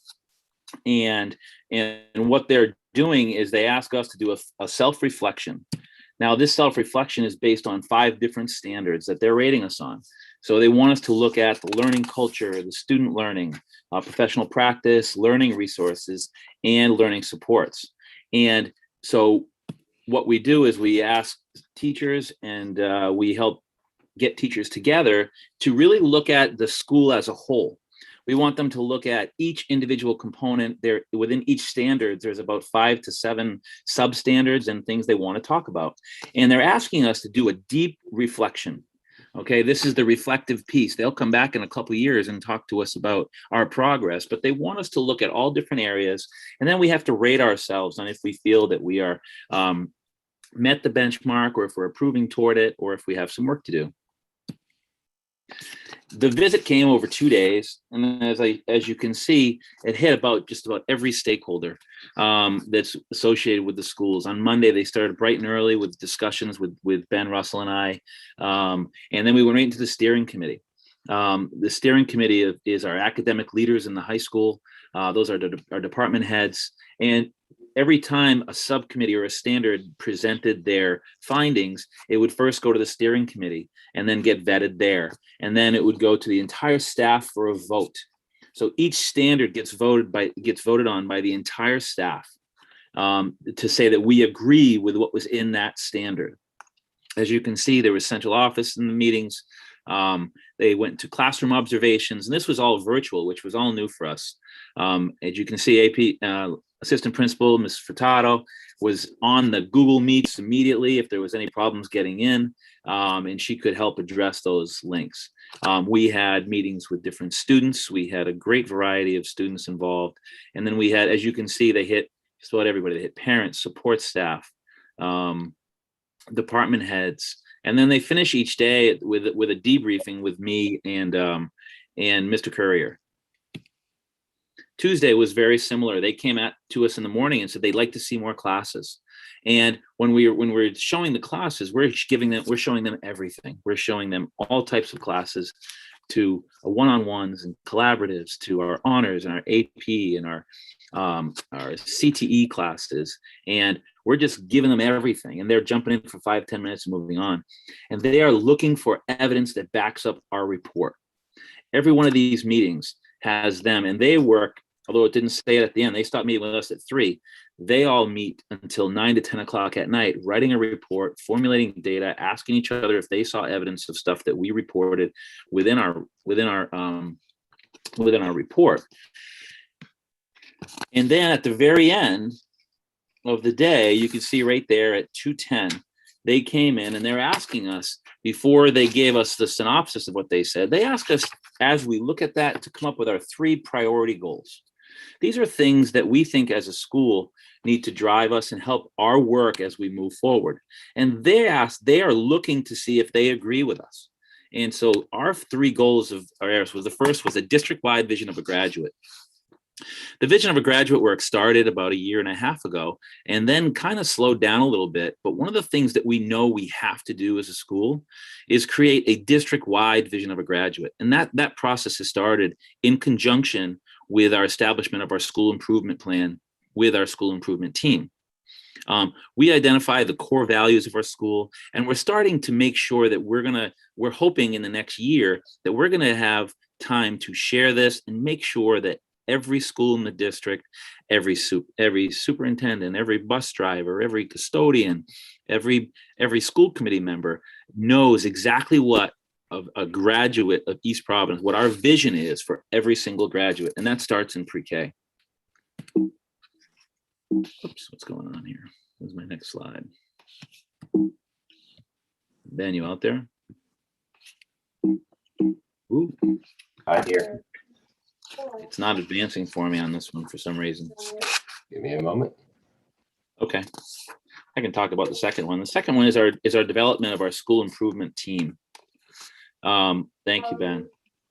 Anytime. The school improvement team started to get some motion last year, and we've really taken and developed that team with stakeholders from in the school and without the school. We have students from every single grade level in our school. We have parents, we have teachers, we have custodians, and we have school leaders. And what we are looking for is we're looking to work on those 3 goals that we've established. Our 3 goals of looking at our math and ELA scores and standardized tests. We're developing the development of a win block, which with the support of the school committee we already had with our new schedules was spectacular. And we continue to process and make that be a dream for next year. And the design of a 9th grade transition plan for our incoming 9th grade students. We realized that, especially with that 9th grade group, that one of the most important things we can do is make sure they feel a part of the community and feel the towny pride that our 12th graders feel earlier. Because if they're more connected as 9th grade, data and statistics show that they're going to be more successful in their 4 years. And the third was the implementation of a what I need block, the win block. Okay. The win block, as we know, is the time for our guidance department to implement the Zello curriculum, which gives students voice and choice in their curriculum and in the courses they take while they move through high school. It also gives time for our highly qualified teachers during the school day to set up scheduled interventions with students before the students go home. And last but not least, it gives the students time within the school day to have the opportunity for enrichment, to take time to participate in clubs, different athletic things, arts, or maybe even just to take a quick breather in their day. So the feedback that we got from NEAS was very positive. They thought that our improvement goals were exactly where we need to be, and they really commended the entire staff for the amount of true reflection that was evident in the report. They also thought that we should have given ourselves a little more credit. There's a lot going on in East Providence High School right now with the construction of the new building, virtual learning, distance learning, design of the win block, the acceptance of a new schedule, the transition this year to the block, which is going to help really lead into benefits next year once we get professional development to make sure it's all working. So they were really excited about that. Another thing they said, which was really a compliment to the entire staff, and at the end of every day and during the last meeting, the chair said to me that, and even when they addressed the entire staff in a Zoom meet at the very end, they complimented the morale of everyone. They couldn't believe just how positive the students were, how positive the superintendent and the school administration, the staff. They were just so impressed with the motto of Towny Pride. And what they said in every single time is that it was exhibited in everything, in everywhere, in the work that we do on a daily basis, in how we reflect it upon ourselves, and how we care for our community and the students as well. That was something that really ran true. So guidelines going forward or dates, they're right now, they're writing their report. And what Chris, the chair, said is I would have a copy of that report somewhere probably in late April, but it's not the finalized report from NEASC. He would have a conference call with me that had the gist and basically what I've already stated to you, but it written in one voice. And then it would go to NEASC, and then NEASC would then approve it over the summer and then send it back to us with our goals for what we need to continue to work on and strive for over the next couple of years. Thank you. So that was the little update on what NEASC was. And I just want to explain why you didn't see Dr. Bowler's name when administration came. Dr. Bowler is the heir apparent to head NEASC within the next year. Am I correct? I'm the chair-elect, so I will be the chair-elect of the board of NEASC. So she felt she needed to recuse herself at that point. So, but she was very That's a pretty huge accomplishment. Yes. We can't, I mean, that's, congratulations, Dr. Bowler. Well, I'm currently board secretary, so I've been involved with NEASC for a while, but I will be chair-elect. Give them from back in the day, if you know what I'm saying, Mr. Montero and Mr. Chonas. All too well.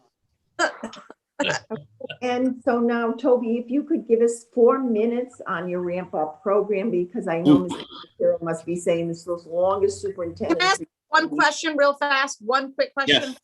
Yes. Just real fast. So this was a virtual visit, correct? So no teachers got to go in a hotel and stay and eat and have good times, and they didn't get to come and visit. Do you know who the people were that came and watched your school? Like, do you know who they were? I do. One was the principal of Tiverton. One was the assistant principal at, I want to say, Burrville High School. We also had 2 educators from Connecticut. One was the director of guidance, and the other was a math teacher in Connecticut. Those were the 4 that came on the virtual visit. That must have been extremely different than what it normally feels or looks like. Jessica, you have no idea. I've been lucky enough to go on 3 as looking at other schools, and I was impressed by how both our staff and Leanne Furtado really took the lead in terms of setting up all the Google Classrooms and troubleshooting. And I know that we had lots of conversations with Ben and his group as well.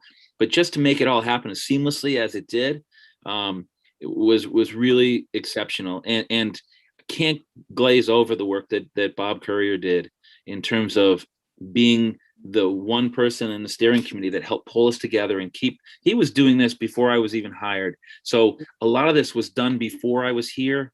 And he deserves, and Leanne and the staff deserved, and the steering committee, unbelievable amounts of credit.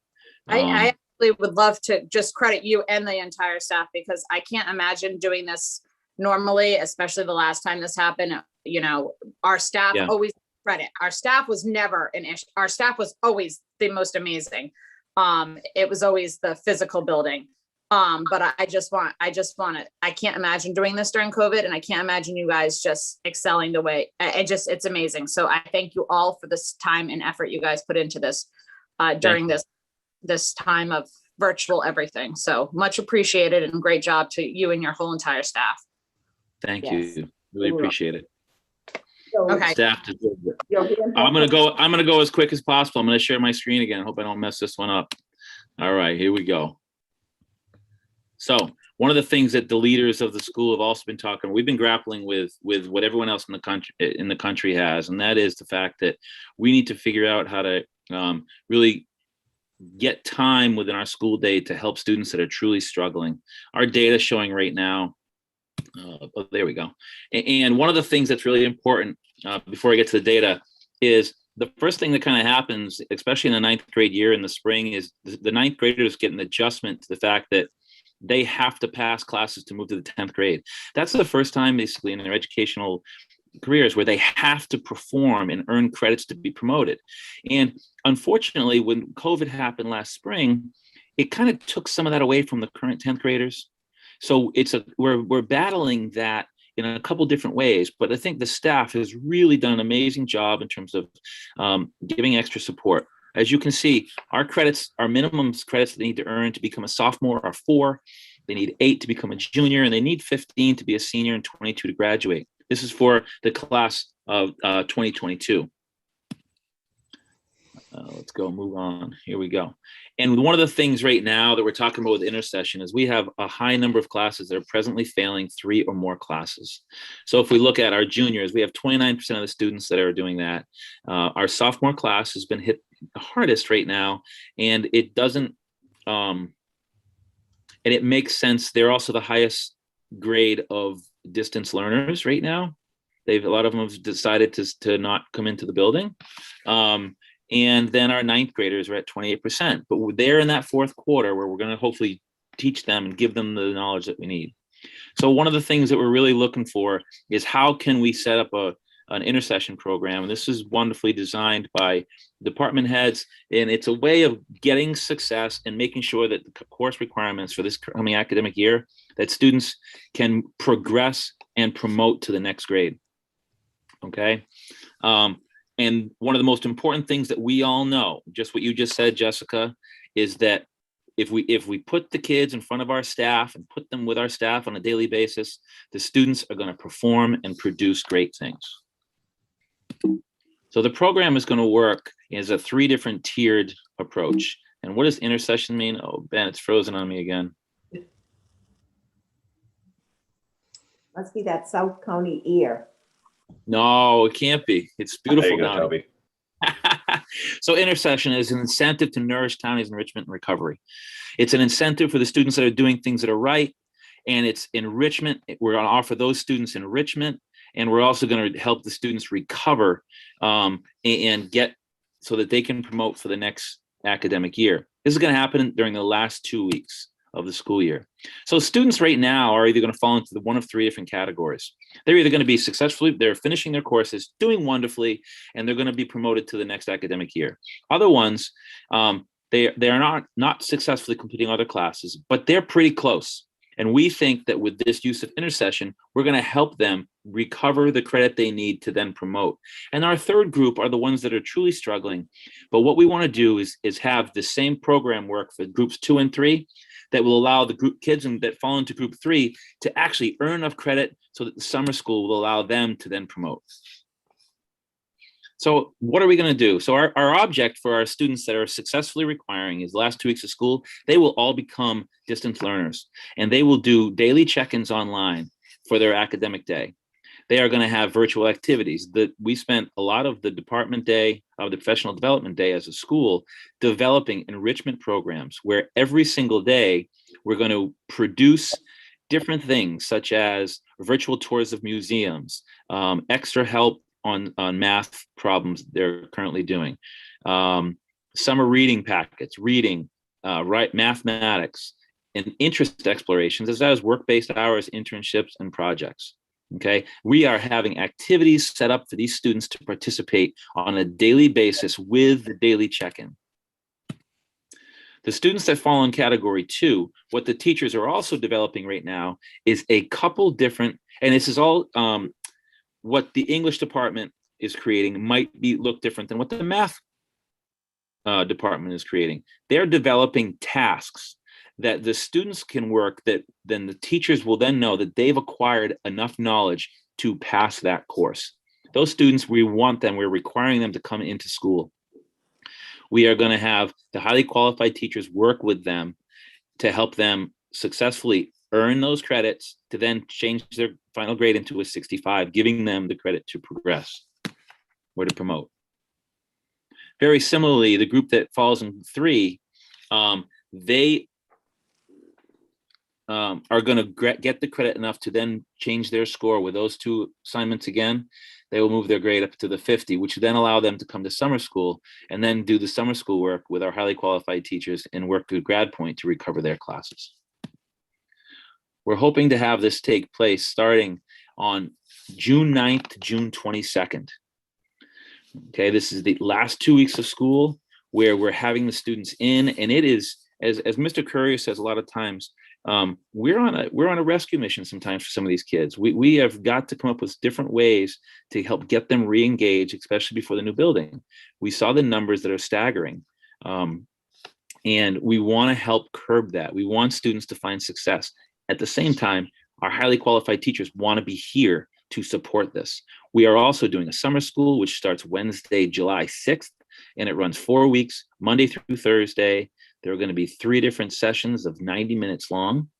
We are purchasing extra licenses for GradPoint, and we will, I know that Jessica, you and I had spoken in a different meeting that we were worried about if teachers were going to want to sign up and participate.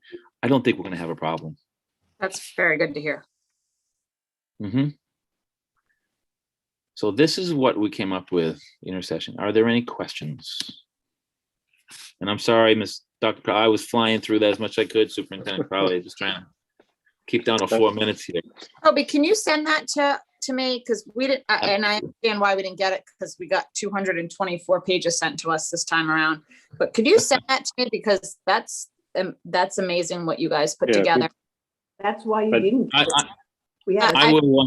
I will 100%. If the school committee would like, I can share both the NEASC presentation and that one. If you would like that, I can share those. Yeah, please. Please. I will do that. Send it to Sharon. She can send it out to all of them. Okay. She'll send it out to everybody. I just have a quick question, because this has come up in a conversation in another state. This, and I think this is important, and if I'm wrong, one of you please correct me. This would allow our students to get a traditional East Providence diploma. Is that correct? If they commit, because there's another program, I believe in New Hampshire, that is not like this, that they do the work on the side and then they don't get an actual like a public school diploma. So this GradPoint, all this stuff that you guys are doing, this would be by East Providence teachers, or like you said, I like how you worded it, by the way. That made me feel like they were going to be certified, highly qualified teachers do this work. Yeah, so the highly qualified teachers are going to be the ones working with them that whole last 2 weeks. All of our teachers are working with the kids who are struggling the most. And that's important. And the development of the tasks that we're going to ask the students to do is directly from the current curriculum. So they will earn the credit in the classes that they're currently in if they come in and successfully complete that. GradPoint is an internet-based program that is designed also in connection with our curriculums. So you can, under GradPoint, you can tweak you get a bunch of different courses and you can tweak it and make sure it's specialized and exactly mirrors the curriculum of East Providence High School. Okay. So they are earning East Providence High School credits, working toward the promotion of their East Providence High School diploma. Thank you very much, Mr. Gibbons. We appreciate it. Good job. Thank you. Thank you. Montero. Well, I'm sorry. Yeah, you go have a sip of something. I'm sorry. Stop it. This interests me. So thanks, Jess. Thank you, Principal Gibbons. And I know we have a brief HR report, and I will ask the committee. We have 2 folks that are guests they're online. So after the HR report, if it's okay, I would entertain a motion to move the building committee report up as the next item. I have Sam Bradner in to deliver that report. I want to do that on occasion, as we spoke about before, where Sam can answer some of the details as the project is getting to that level and more advanced. And then shortly after that, right after that, then move the vote for the plant manager's contract, because I know Mr. Murphy is patiently waiting as well. So if I can have a motion, we can separate those. A motion to move the building committee report up. You want that now? The building committee now? To do it right after the HR. Okay, I'll make that motion to do it right after the HR. Second. So we have a motion. Second. So we have a motion by Ms. Bouchane, second by Mr. Shonis. All in favor, signify by saying aye. Aye. Aye. Any opposed? All right. Then, That And I make a Carries. motion to, I don't, where is the other one? So, Action item number 2, yeah, under 14, action item 2. to move that up after the building report. Okay, we have a motion there. Do we have a second? Second. Second by Mr. Jonas. All in favor signify by saying aye. Aye. Aye. Aye. Any opposed? All right. Thanks, folks. So Cheryl, we'll pass that off to you. And then again, our guests who have been patiently sitting through a very long but informative meeting can go from there. Thank So you. take it away, Cheryl. Thank you and good evening. I only have one thing to report this evening. It's a retirement for Kathleen Gover. She is the art teacher at Martin Middle School, and her retirement will be effective on May 8th of 2021. Kathleen Gover is retiring from the East Providence School District as of May 8th of 2021. She has worked for us for a total of 20 years. Kathy was hired August 14th of 2001 as the Family and Consumer Science teacher at Martin Middle School. In 2008, she became the art teacher for Kent Heights and Silver Spring Elementary School. Eventually, she returned to Martin Middle School as an art teacher, and this is the position she will be retiring from. I would like to wish her a healthy and happy retirement. Thank you for your service and congratulations. Congratulations. So Cheryl, I had you go first because I also didn't want Ms. Covea to be waiting in case she was watching for that. So thank you for that. You're welcome. Also, congratulations, Cheryl, on being a grandma. Thank you Yeah. very much. It's my best role ever, so I'm enjoying it. Thank you. Next item then would be, Mr. Clerk, I know I reshuffled it, so I'll call it out. Item 12, the building committee report by Mr. Sam Bradner, who is one of our representatives from Peregrine, our OPM. Great. Thank you, Mr. Chair. If it's okay, I'm going to share my screen. Please do. Great. Good evening, members of the committee, district staff. Great to see everybody. Appreciate the opportunity to come before you tonight and give you an update on the building project. As I think a lot of folks know, we have been really, have the pedal down out there as far as the amount of work and the activity that's going out on the site, both inside and outside of the building. With the weather breaking, we're seeing a lot of work on the outside that was kind of stalled through the winter. So I'll just give you a couple quick updates on project milestones. FF&E and technology, Craig and members of the design and procurement team just finished a pretty monumental task of going through design selection, requests for proposals out to the market, and an ultimate award for the majority of the furnitures, fixtures, and equipment that's going to go into the building. So a really big step for the collective team, and I credit Craig and some of the team members on AI3 and the district for really putting a lot of work in over the last 120 days to kind of get us where we are. Construction, we are just shy of 63% as of the end of last month based on the work in place. That includes all trades right now are active on the property. Window glazing is going on, interior and exterior finishes are happening throughout the building. Casework, there's commissioning work that started on several of the HVAC and other components. We have work going on across all of the culinary and kitchen spaces. Effective yesterday morning, the majority of the field turf was installed, or excuse me, not installed, but delivered to the site, and installation has started. And we continue to see that progress throughout.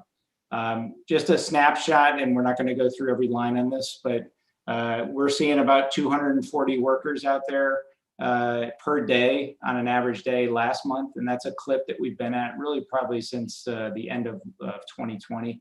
And what this matrix here shows you is just all the activities that are happening by the major trades. So we have 26 subcontractors on site, and you can see pretty much all these fields are flooded. These are the next 4 weeks of work, and the teams are working throughout. Just some images to share, and if folks participated or watched the building committee meeting last night, this is a repeat of that document. But the exterior of the building, while it starts to kind of look the same every month, we see a lot of the detail that's infilling the final pieces. A lot of the exterior envelope is really completely sealed up.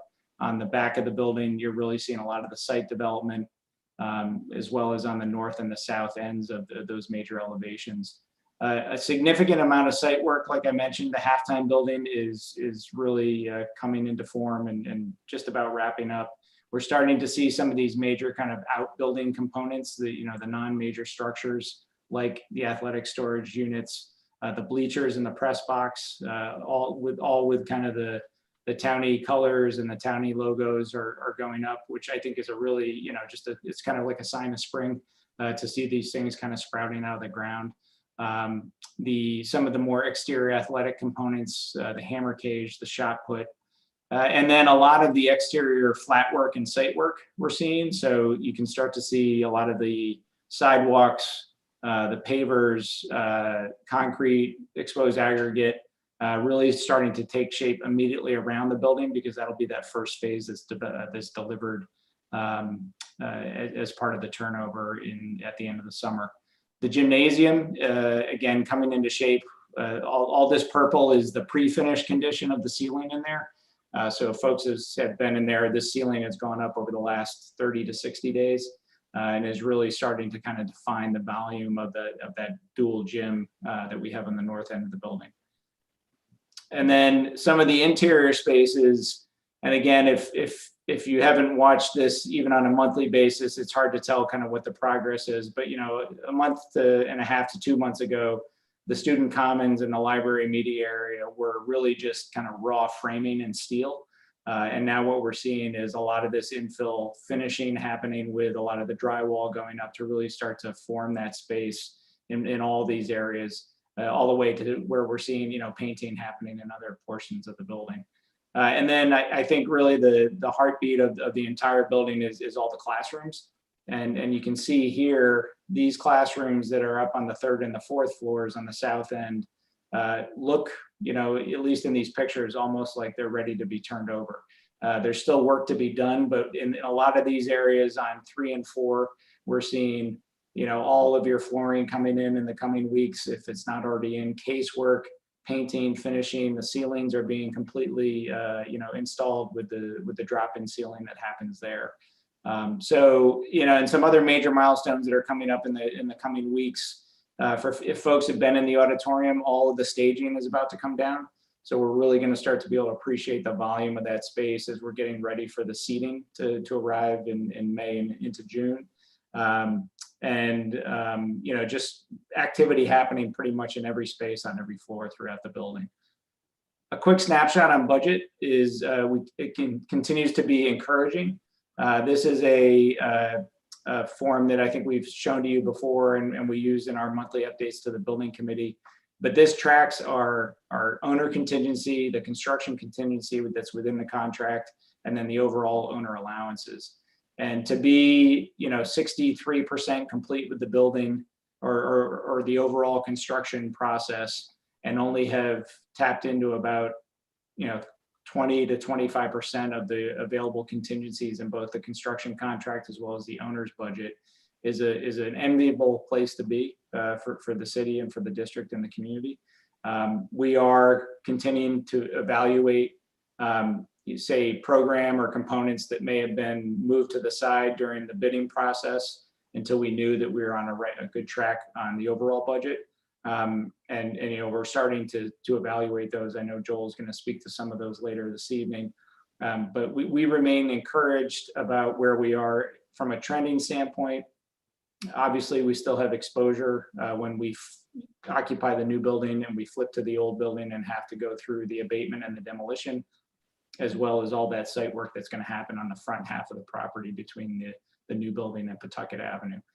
So there is still risk, but between the how efficient Gilbane is being out there with all the work they're doing, we're all trying to make sure that we're thinking about those exposures ahead of time so that we can present the building committee, the school committee, the district, and the city with the best information to make informed decisions about those additional components that you may want to consider between now and the end of the project.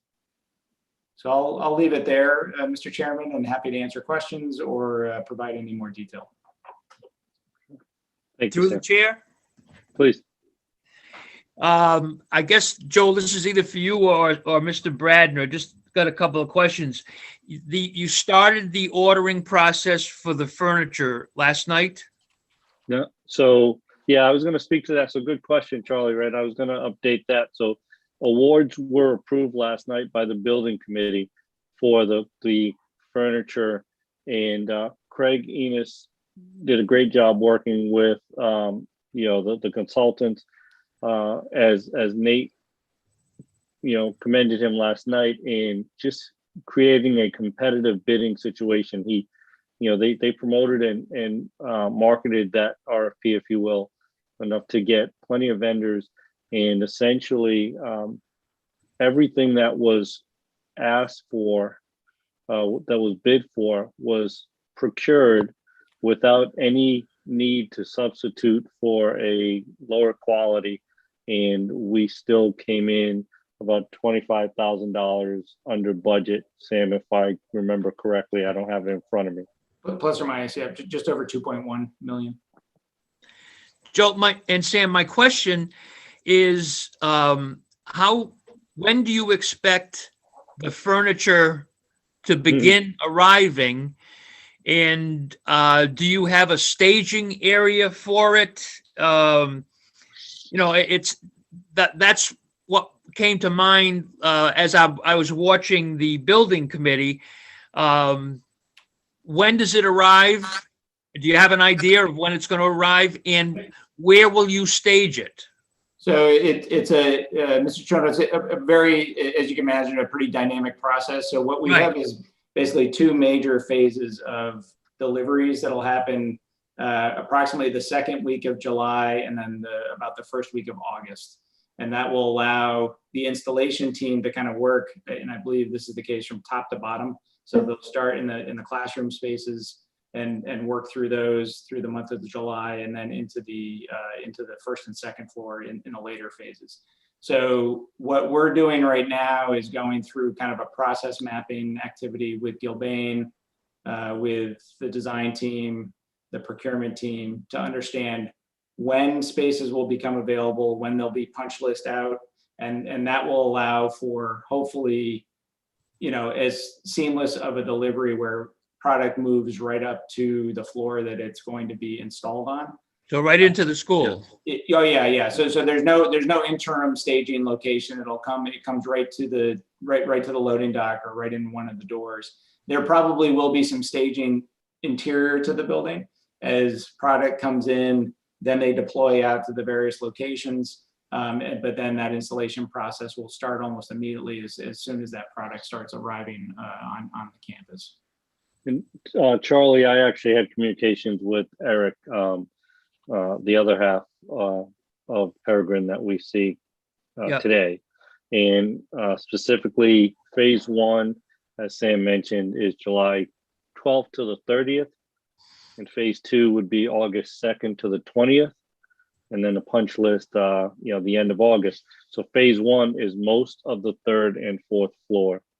And then phase two is the media center in the first and second floor. So that is the schedule as it sits today.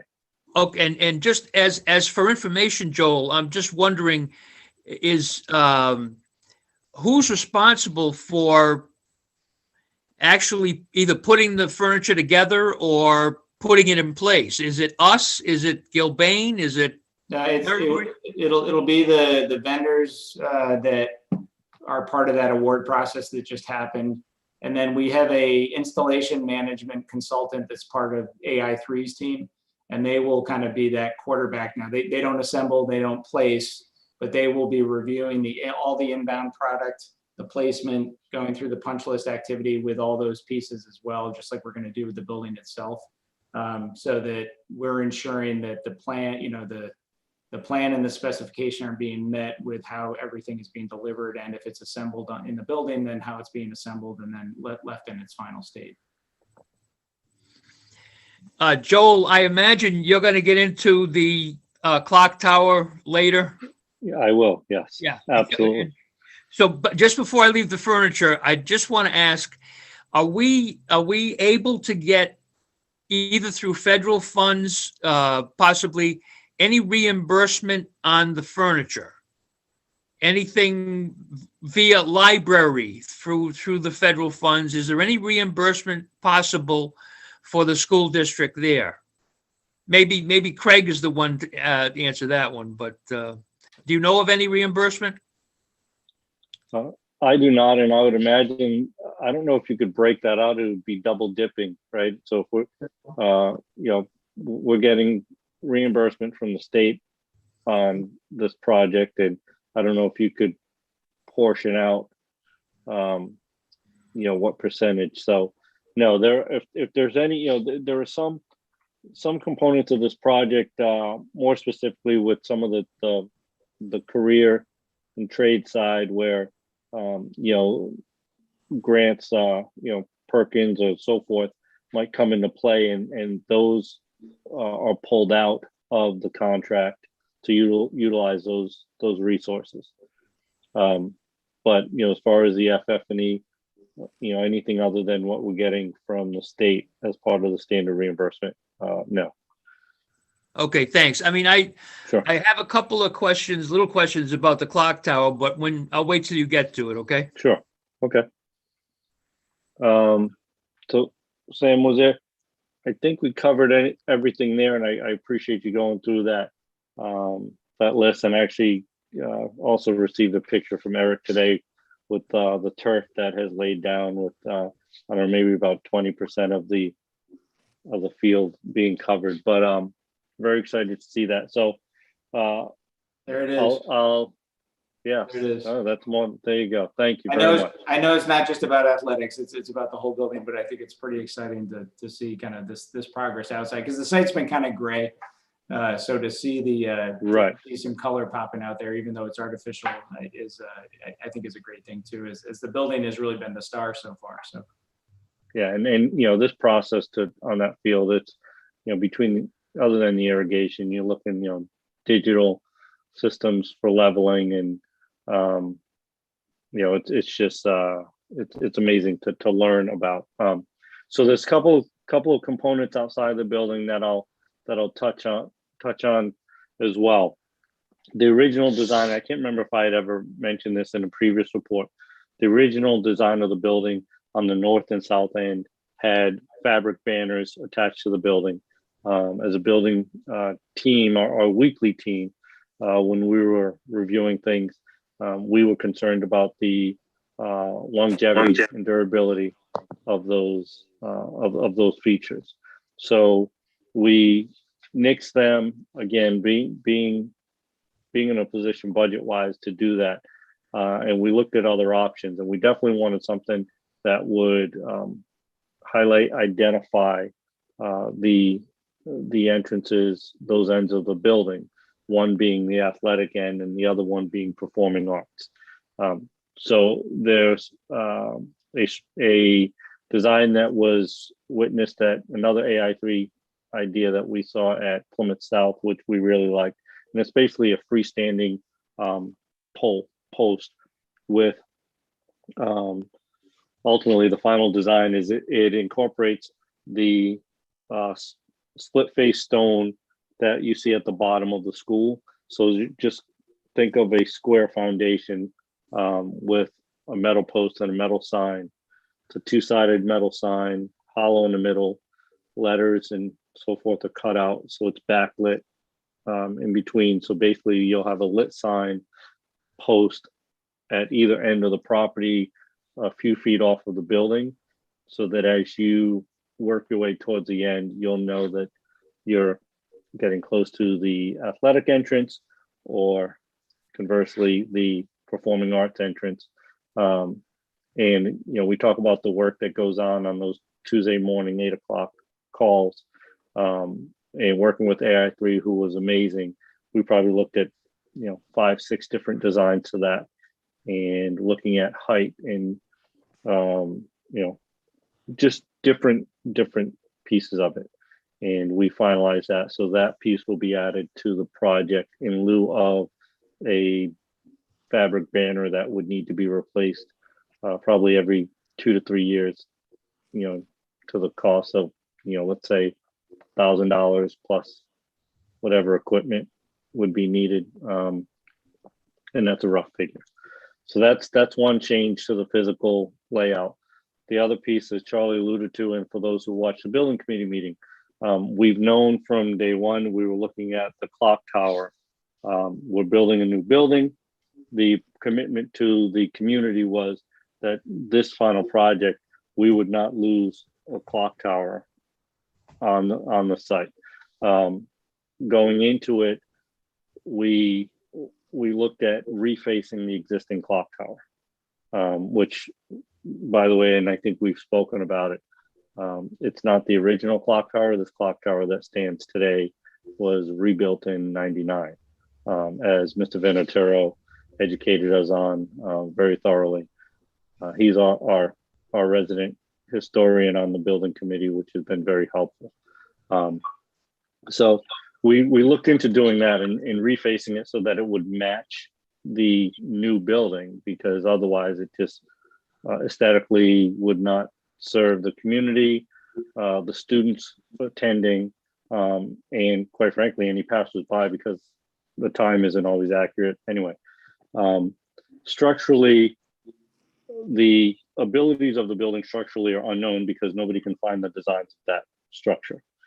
So it would need to be engineered, tested, to find out whether or not it could withstand any attachment.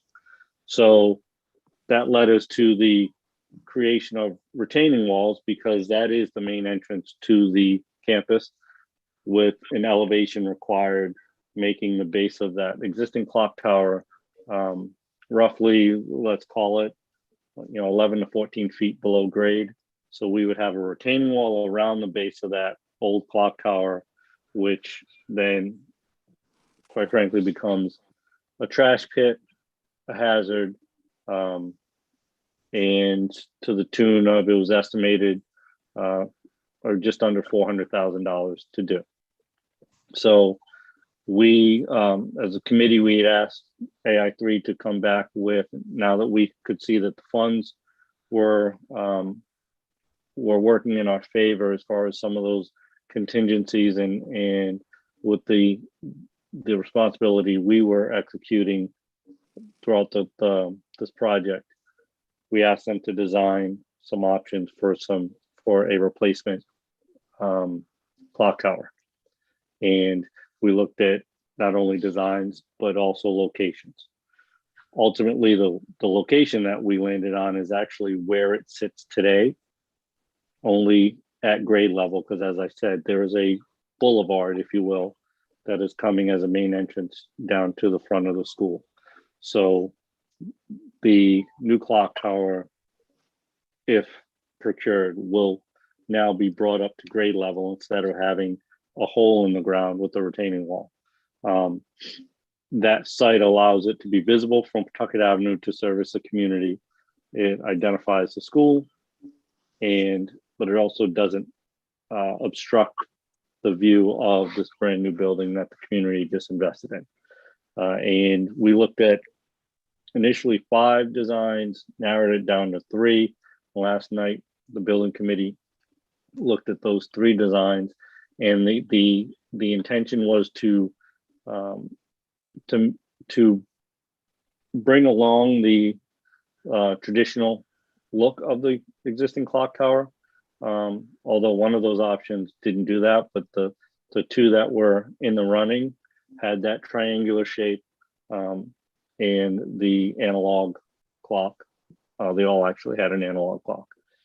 So ultimately, we decided on an option for AI3 to finalize the design and basically put out for cost estimating.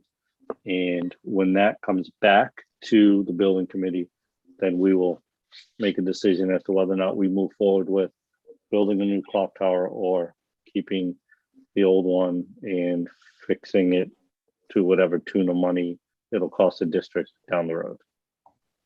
So with that, I will answer any questions to the best of my ability. Through the chair. Please. Joe, actually not a question, but I wanted to agree with some of the members of the building committee that if you're gonna have a clock, then you ought to have lights on it. You know, if you're gonna put the clock tower up there, the clock should be lit up at night. Little surprised that some of the pictures were not lit, but and then well, they stayed with the existing ones not lit. Yeah, Charlie, and that's where Kristen from AI3 said that they when they incorporated the original, they said, okay, let's not put too much. As you heard Bob Wagan say, he was concerned about too much lighting, and I think they were. But I agree, and I think as you said, most of the committee members agreed as well. And the where the clock tower is, where it's shown, there is a road on either side. So I also agree with the desire to put some type of buffer in front of and around the clock tower, because accidents happen, and the last thing you want to do is see damage done. Yes. So I certainly agree with that too. Absolutely. Yeah, those were my only comments about the clock tower discussion last night. I know it's not settled yet.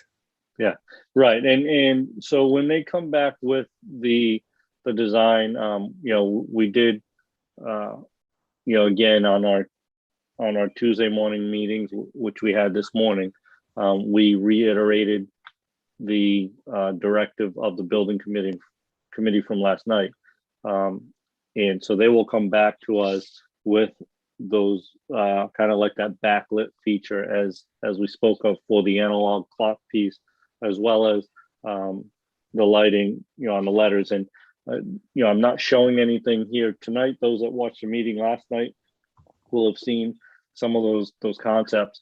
But when it's finalized, as you put out one thing, and then if it changes, it becomes more of an issue than it needs to be. So as soon as we get the final, if there's an adjustment, because there could be adjustments just as we had with those signposts at the end of the building. If the height of the split face rock on it, or the size of the lettering, or whatever that detail is. But as that process goes down, we will continue to communicate that. Obviously, the building committee, but definitely immediately following here to the school committee. Thank you. Thank you. Any other questions?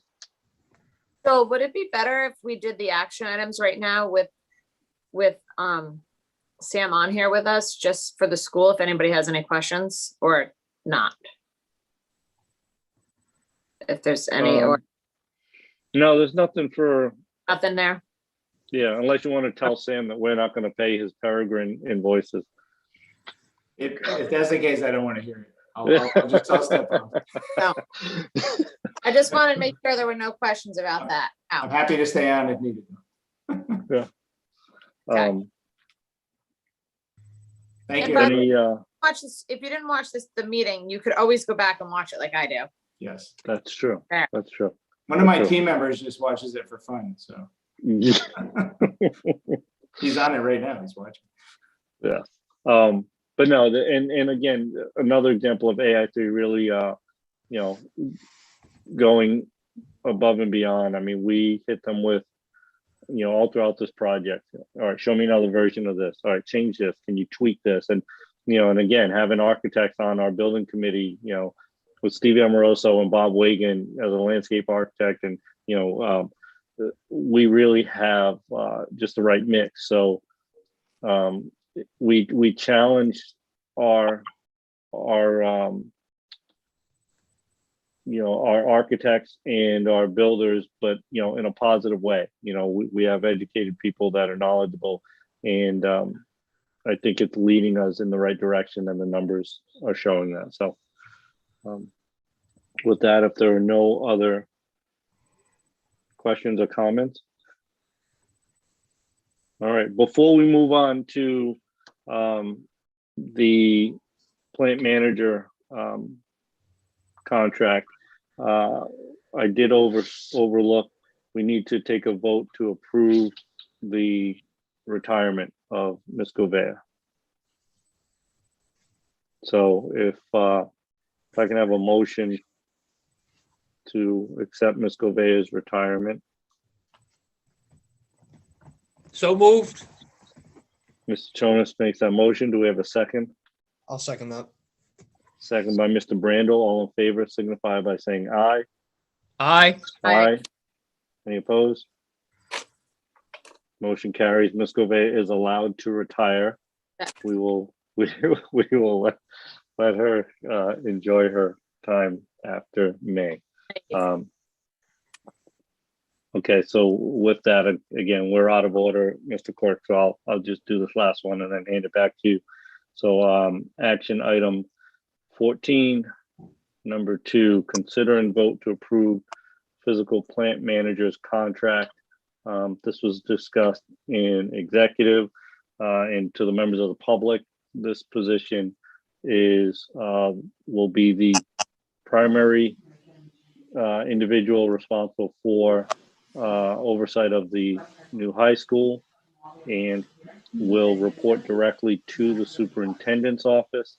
And the rationale behind that was, again, from an information flow standpoint, we think it's going to be critical for years to come that the needs of this very complex school are given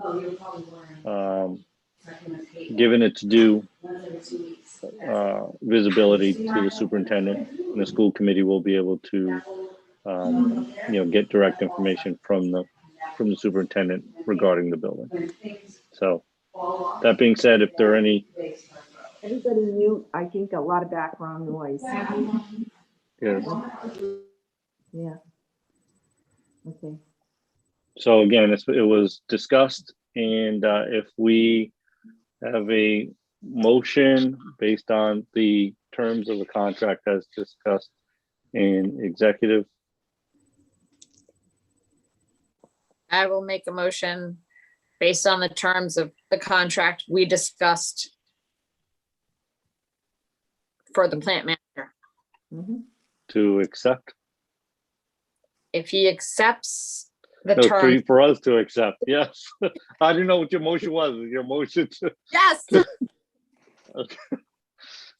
So we have a motion from Ms. Beauchene to accept and approve the contract for the physical plant manager as directed in our discussion for Mr. Chris Murphy. Do we have a second?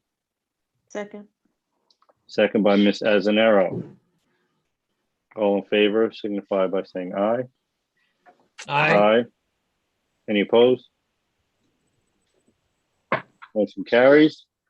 Mr. Murphy, I should see your shoulders sag a little bit because there's a lot of weight on them right now. So welcome aboard. And members of the school committee, if you have any comments or questions, Mr. Murphy, he's hung around, so feel free. Otherwise, I'll be in contact with you tomorrow to set an appointment to go over your contract, Chris, and congratulations. Welcome aboard. Thank you very much. I'll actually be in around 10 o'clock to have my security photo taken. I had an appointment for that. I'll have to just check my calendar though. Okay. I'm gonna check that one. I'm adaptable either way. I can come earlier or later, whatever need be. Okay, I'll give Cheryl Miamoni an email if you go there first, and then you can come over. Okay? Very well. Very well. Looking forward to it, and thank you all. I look forward to meeting all of you at some point and working with everybody here. Absolutely. Thanks and congratulations. Thank you. Okay, so, Mr. Clerk, if I haven't totally messed up this order, and you can take it from where we left off. All right, so we should be at the Director of Finance report, right? I believe so. Okay, Yes, great. we are. The financial update. Yes, we are. So I think this will probably be the quickest finance report that I've ever done in my time here. So if we were to look at the current month, we really remain on target and on trend. There are no really extraordinary expenses that are contained within the finance report for this month. There's nothing really that I can draw your attention to that I haven't drawn your attention to in months past. The superintendent did ask me to speak a little bit about the SF3 funds. ESSER, which stands for the Elementary and Secondary School Emergency Relief. That's been an acronym that we have been using that started last summer with the ESSER 1 funds. It has now come up again with the ESSER 2 funds. It came up again a couple weeks ago with the ESSER set-aside funds. Because East Providence was a high COVID experience city, the Department of Ed gave us some additional funds for about $175,000, which we were allocated, and Dr. Bowler and I have been working on that grant that's due on the 15th. And then finally, a couple of weeks ago, there with the passage of the American Rescue Plan a couple of weeks ago, that brought forth what we're calling the ESSER refunds. Right now, the draft allocation for East Providence for ESSER 3, and I do say draft because the amounts haven't been finalized, but the draft amount that we are to receive for that grant is $11.8 million for that grant. That grant is really specifically targeted to not only address learning loss, but it is to how we are moving our students forward. How are we accelerating them forward? For this grant, we do know that there's going to be a minimum requirement of 20% that has to be spent on summer learning loss, summer enrichment, extended school day, after school programs.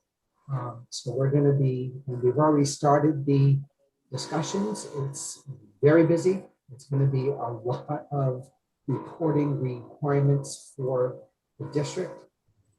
The application, as Superintendent Crowley had said, has not come out yet for the ESSER 3, but they are anticipating that that's going to come out before the end of the school year.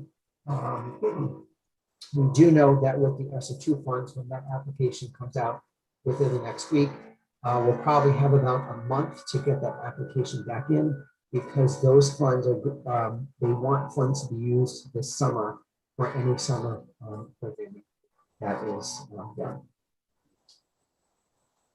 And that's all I have. Thank you. Where are you located, Craig? Because you have a very sound behind you. Are you down? I am actually home. Yeah, there's something about it reverberates. Oh, I'm sorry. It could be the camera that I'm using too. Yeah. Sorry about that. Last night. He's been working on his music. You know, he forgot to change the settings. No. It was actually, it's the same setup that I used for the meeting last night. So. Yeah, and same sound last night too. It was difficult to hear you. Thank you for letting me know. I'm letting you know my sound. Craig, I don't know if anybody else can relate to the Planet Rock, but that's all I'm hearing is just that song with that synthesized voice. But again, I'm showing my age and my genre, but anyway, thank you. Next item, please. The next item is the policy committee report by Jessica Beauchesne. Okay, so we are still on this building usage ground policy thing that I feel like been doing forever. So we sent this out to you guys, even though I know we need to tweak it, but I want you guys all to read it. And then I want you to tweak it and I want you to send it back to me and Cheryl. That's the whole purpose of a first read, so that we can tweak it. You can put in all of your comments and then we can go over it again with the group that we've established, which is it's a pretty large group. So for all of us to get together via the Zoom and to all of us not talk over each other, which since most of us are talkers, it's very difficult. That's where I want to stand right now as we're going into hour number 3 of the school committee meeting. I don't want to sit here and read this all over with you guys. We took some of the portions of this, which is our old one, and we took portions of what our athletic director has added. We've taken portions of what we've taken portions from everything that we can, and we've put it into what we hoped would be a workable document. Now, workable document means, should it be online? Well, of course it should be. Should it be, there's stuff that still needs to be done.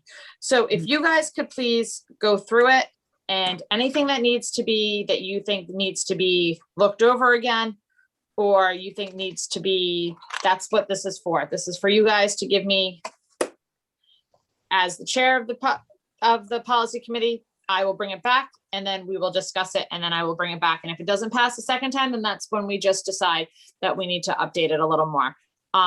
We did use a little bit of Plymouth South's. We used some of theirs in here. So it's a bit of, I know. So any comments? Through the chair. Yes. No, him. That's not me. That's him. Yeah. Yes. I guess I'm wondering, since it's been talked about that the new school building will allow access to the public. Are you covering that, Jess? I mean, like, yeah, we sure did. That's why you see 0000000000000. Well, the question about the people have said, look, I might want to use the walking track. I mean, I think the controls on that have to be very specific, and I mean, because there will be a lot of questions about the public's use of the school building. So, right. It's the document could get pretty large, and I don't know which organization, if that's the way to phrase it, is going to be in charge of coordination and organization and control of the high school, say at night.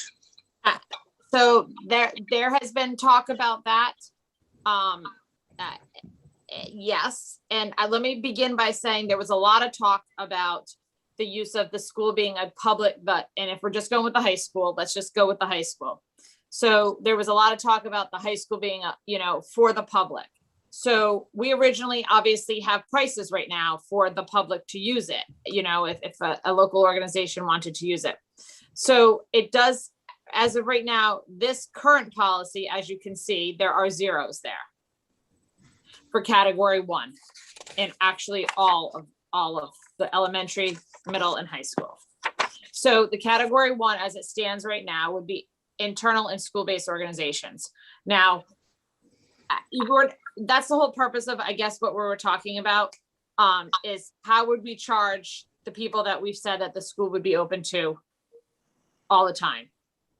So there could be a fee. So say somebody wanted to use our computer lab, but didn't know how to use any of our computer lab, and we had to bring Ben Russell in, or we had to bring a member of his team in to help set it up. There could be a fee for that. And that's where where we went with this. It's kind of the same thing with the kitchen staff and the kitchen usage. You can open this up to so many different ways of doing this that we don't feel like right now, we don't need to charge for our people to use the building actually itself. Maybe because we think that the building is going to be used by so many other people that we're going to be okay. But if you're using something that is going to take a personnel to be used to be able to be in the room or to set something up or to be there, then that's a different story. Yes, Charlie, we have discussed about who's going to be that person that's going to be there. That's not my policy. That's a procedural thing, and that's not. Well, no, I understand that, Jess, but I think that's going to be in place because that's going to be in place before you can write your policy, probably. Right. Well, it's been discussed and it's been talked about, but I'm assuming that's going to have to be, and Catherine, you can jump in when you feel it's appropriate. I think that's going to have to be between the high school. That's going to have to be between the staff there, or our custodial staff, our maintenance staff, our net manager staff. Yeah, we have to, first of all, we have to start steady. Just because the high school doors are going to open August 31st, we can't have this, everybody trying to use the building right away, get acclimated ourselves into the new building. I think the building use policies are for those people that are going to rent the building for specific reasons, whether it's dance companies, with choral groups, whatever that might be, or whether the availability of the gym for certain groups to rent the gym if it happens to be available, making sure that all school department functions come first. Now, when we talk about opening the indoor track, that's different. We'll have to post some hours, Mr. Chonis, as to when we could have it open. We'd have to have some type of a supervisor there to make sure that people did leave the building when the time was appropriate, that type of thing. We're going to have night classes that will be going on, so there will have to be someone in charge of the night classes and overseeing, especially if there's more than one class going on. You just can't depend upon the teacher in that classroom. So that'll all have to be worked out. And I think we'll work it out with Diana being the mainstay of all of that at the present time. But with, with myself and the high school principals sort of overseeing a schedule for things like the indoor track or the weight rooms, the use of those facilities there in the exercise room upstairs. People who want to rent it out for functions, if our culinary arts department is going to do any catering there, if they're going to do that at night. So it's a huge issue. But I think this is a good start, Jessica. And I've read through the policy myself. I will send some, recommendations forward, but I think this is a good start to get us going on rentals in the future. So, and if I can add to that, and Kathy, I think you touched on it. I think we need to remember that when we take possession, if you will, of the building at the end of August, we basically have a campus that is accessible to us, available to us from the front door, almost literally back. Because even some of the roadway won't be finalized coming down. We'll probably have binder, not finished coat. You have, you're not coming through the center of the old building, which will still exist. Well, maybe not, depending on how the demo's going. But my point is, we will have safe operation from the front door of the new high school back. So there's a lot of, we'll have, probably close to a year. Well, we'll have a year or more to really look at, the full use of that campus. You're looking at the fields out front, tennis courts and stuff like that. And then internally, Charlie and I'm just speaking out loud or thinking out loud is, maybe it's a collaboration where, the city rec department has a staff person there on the track, with regards to use of the walking track, right? If it's an evening thing where they're paying us a portion of, whatever fees. I don't know if they used to charge membership fees to, to the old rec. But there's so many, I think there's a lot of things that need to be hashed out. You're right. I think in the immediate, and this is a question for you, Kathy, is my understanding that when you look at the facilities, we were going to, Diana was going to be looking at what other facilities were charging in the area, similar facilities where, right now we haven't been offering a climate controlled auditorium, right? Or anything of that nature. Do you know if that's been done? Because it didn't seem that was the case when I looked at some of these rates. I think the policy committee was doing all that, right? Jessica, Cheryl, and So anything in red has been altered based on the information that was given to me. right. But but that didn't, given which I appreciate what Jessica said. The question is, given, so she's got, when it comes to rates, she's got gymnasium information, right? Which you had said the AD kind of, I would imagine, right? But that's everything else is the same. So you don't have any, so we haven't had any updated rates for the other the auditorium. Auditorium. Yeah, hasn't been changed. No, it has not.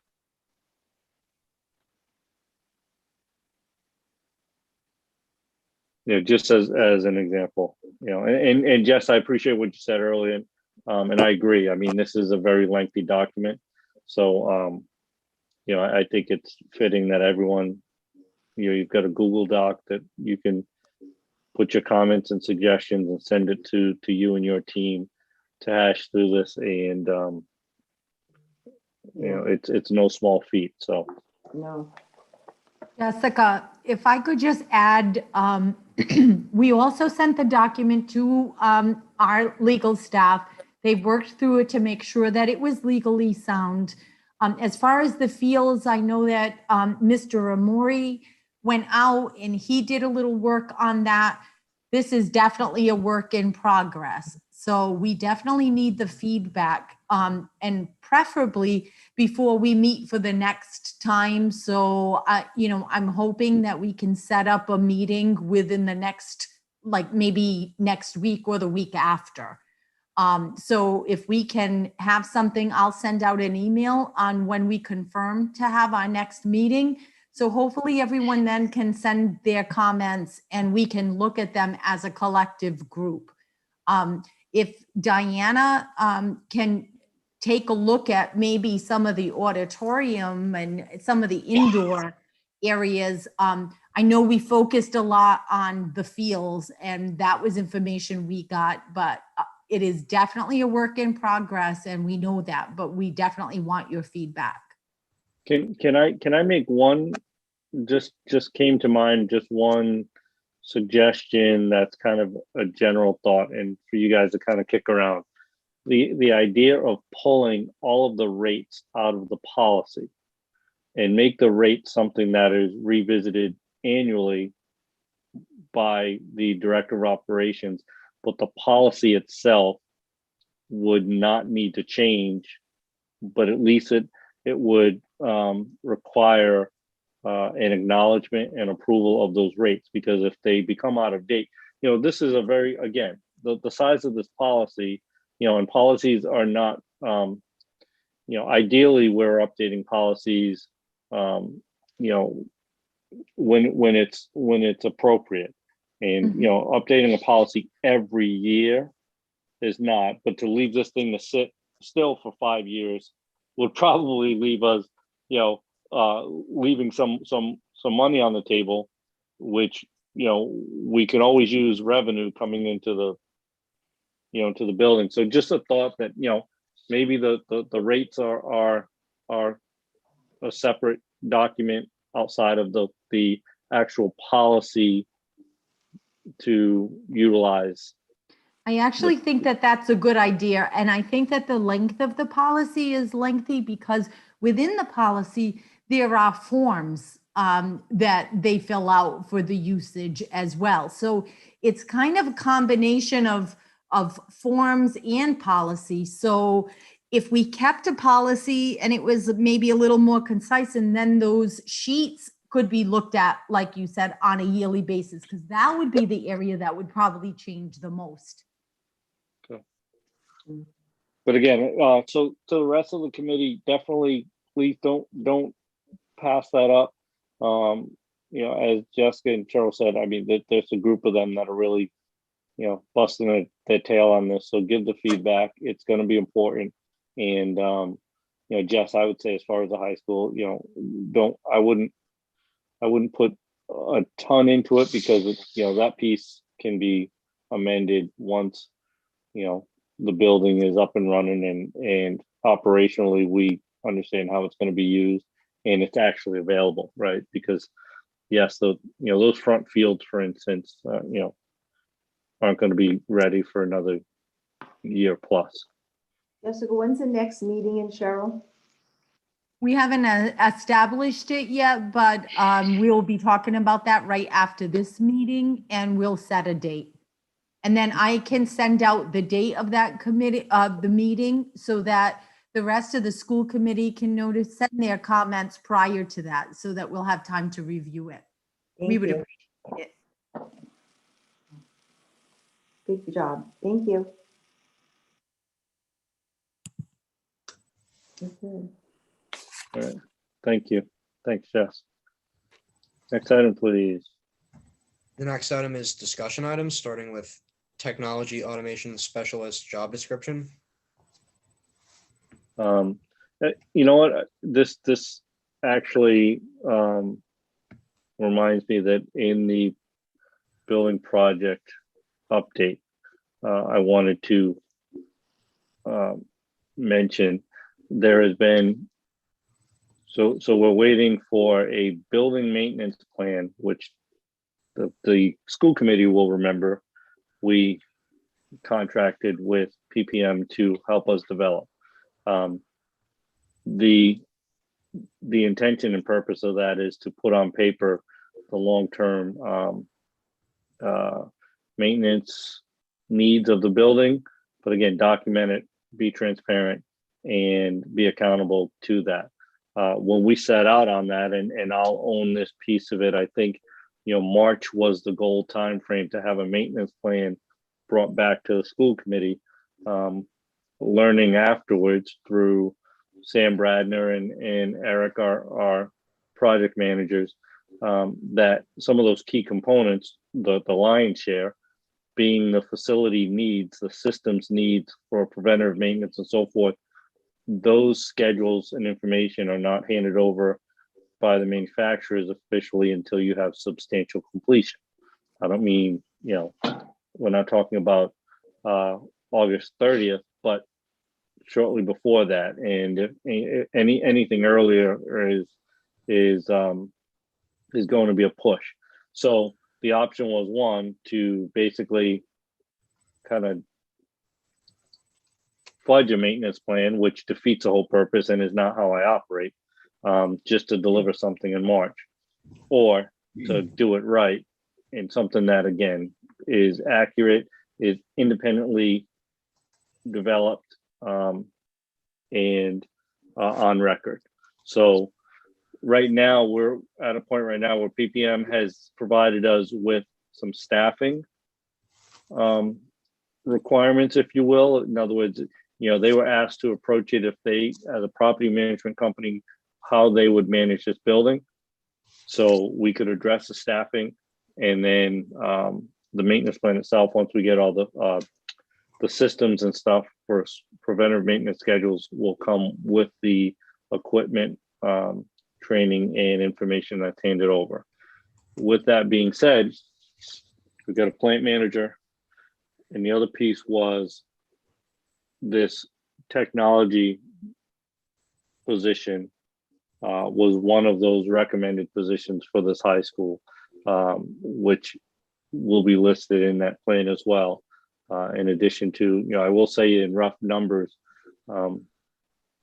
custodial maintenance wise, it's actually right about what we have from a staffing standpoint, but there's a schedule associated with it, and those are being tweaked to fit our staffing titles, but that information is coming through. But this position is one of the positions that was recommended as part of this plan that is being developed. It was, that piece was brought to us. So with that, I'll let Superintendent Crowley explain this position and description. Yes, recommendation of the, as Joel just said, they felt that we needed a person that was dedicated to the high school, basically, as the called technology automated specialist. He would be in charge of any and all hardware, software within the building. He would also be in charge of the operation and maintenance of the television studio, and actually working hopefully with our students to engage them through communications pathway in the operation of the television studio. There is such a high level of technology throughout this building. He would also be doing professional development for the staff in the building, as well with the new Promethean boards that are in every single classroom. And he would be doing that sort of professional development. We also hope that this person would engage with the students and continue the program that we have where the students are engaged in fixing the computers and repairing and working on the computers. So we're hoping that this person would also engage, as I said, with students. So we feel that it is a need. We talked to Ben Russell, who helped us with some of these. Sam Bradner helped us with some of these bullets on here. Ben feels that he and his department right now would not be able to support the high school because of all the other buildings that he has to support. And so we feel that the recommendation of two people engaged in this process, it's important to have this person. So this is the job description. If you approve it, will go out tomorrow. Just to clarify, on the student engagement, it's not a hope, it's a requirement. Right. So I just want to make that clear, because when we talked about it, we remembered the success and the excitement when we had students involved at that level. And again, we talked about pathways, and a lot of our conversations are leading to pathway opportunities for students. So that was built into this, that there's an expectation as part of the job that they will engage and interact with students in technology training and application. Okay. So one question, this person would not, this person's going to answer to the superintendent. It's like another director. Of course, yes. So not to Ben. No, direct to me. I mean, Ben is, level, but no, this one's to the superintendent as well. For the same reasons, and that was a recommendation again, working with this PPM is, the high level of visibility, they're kind of working in conjunction, right? So if you look at like the plant manager would work in conjunctions with the facilities director as far as, the resources to execute the needs, but they're ultimately responsible. And if there's not speak in a negative light, but if there was an issue or a concern with regards to access to resources, then that person would have the superintendent's ear directly to, to address anything. Same thing here. Any resources, there would be a partnership with the IT director. Definitely. And again, the superintendent would have full visibility to oversee that the two are working hand in hand. And that was, again, a suggestion, encouragement from those folks. Okay, anything else? Any other questions, comments, concerns, thoughts? Okay. Next is This is the vision. vision screening. I looked that up, Mr. Chonis. So vision screening is done in the 7th and 9th grade and also done in all of the elementary schools. But we only have one vision machine that was, I believe, donated by the Lions Club, they said. And that machine is passed around to all of the schools. So the 7th and 9th grade, in fact, I just saw a notice about 9th grade vision screening. And then it is passed through the elementary schools to do vision testing. I asked Diane Wallace. Yeah, if I may, I think vision is something that perhaps many of us take for granted. And it is critical to what we do. I mean, just look at us tonight. What if we were trying to have a Zoom meeting and we couldn't see our screens? The Rumford Lions Club has been vision screening with equipment, borrowed equipment, for about the last 30 years. And I think it has been a benefit to the school department. No one has ever said, please don't do this anymore. So, and typically, these are volunteers that use the borrowed equipment. Usually it's 5 or 6 machines at every school, and it's set up with the nurses each year. And it's usually done in the September timeframe. And it's done, as I said, on an announced day, and the kids usually know that the Lions Club is coming in to do the vision screening. This is the way it's been going on in our district, and it's as I said, it's been almost 30 years. Approximately 15% every year fail vision screening, okay? So I'm not exactly sure where all those children go. Some of them, I'm sure, go to an optometrist to have their eyes checked. But, you know, what is the value of a test if a child can't see? You know, and believe me, and I know this through experience, there are children out there that don't even know that they have bad vision. And if this district is not taking action on vision screening, then I do have a problem with that. I feel that the vision screening is important. And from what I understand, Superintendent Crowley, RIDE wants, and I might be wrong, but I'll check it again. RIDE wants elementary children tested, vision screened. And it makes sense to do that because that's when you catch a lot of the issues that optometrists say you should catch in the elementary and then the 7th and the 9th grade also. Correct. All of elementary and the 7th and the 9th grade. Mm-hmm. Now, we've been depending on the Lions Club of Rumford getting some borrowed machines and setting them up in our elementary 7th and 9th grades for many years. My question, my issue, and it may not be resolved tonight, but I would like to know possibly by the next meeting. I know COVID disallowed us from doing the vision screening this year.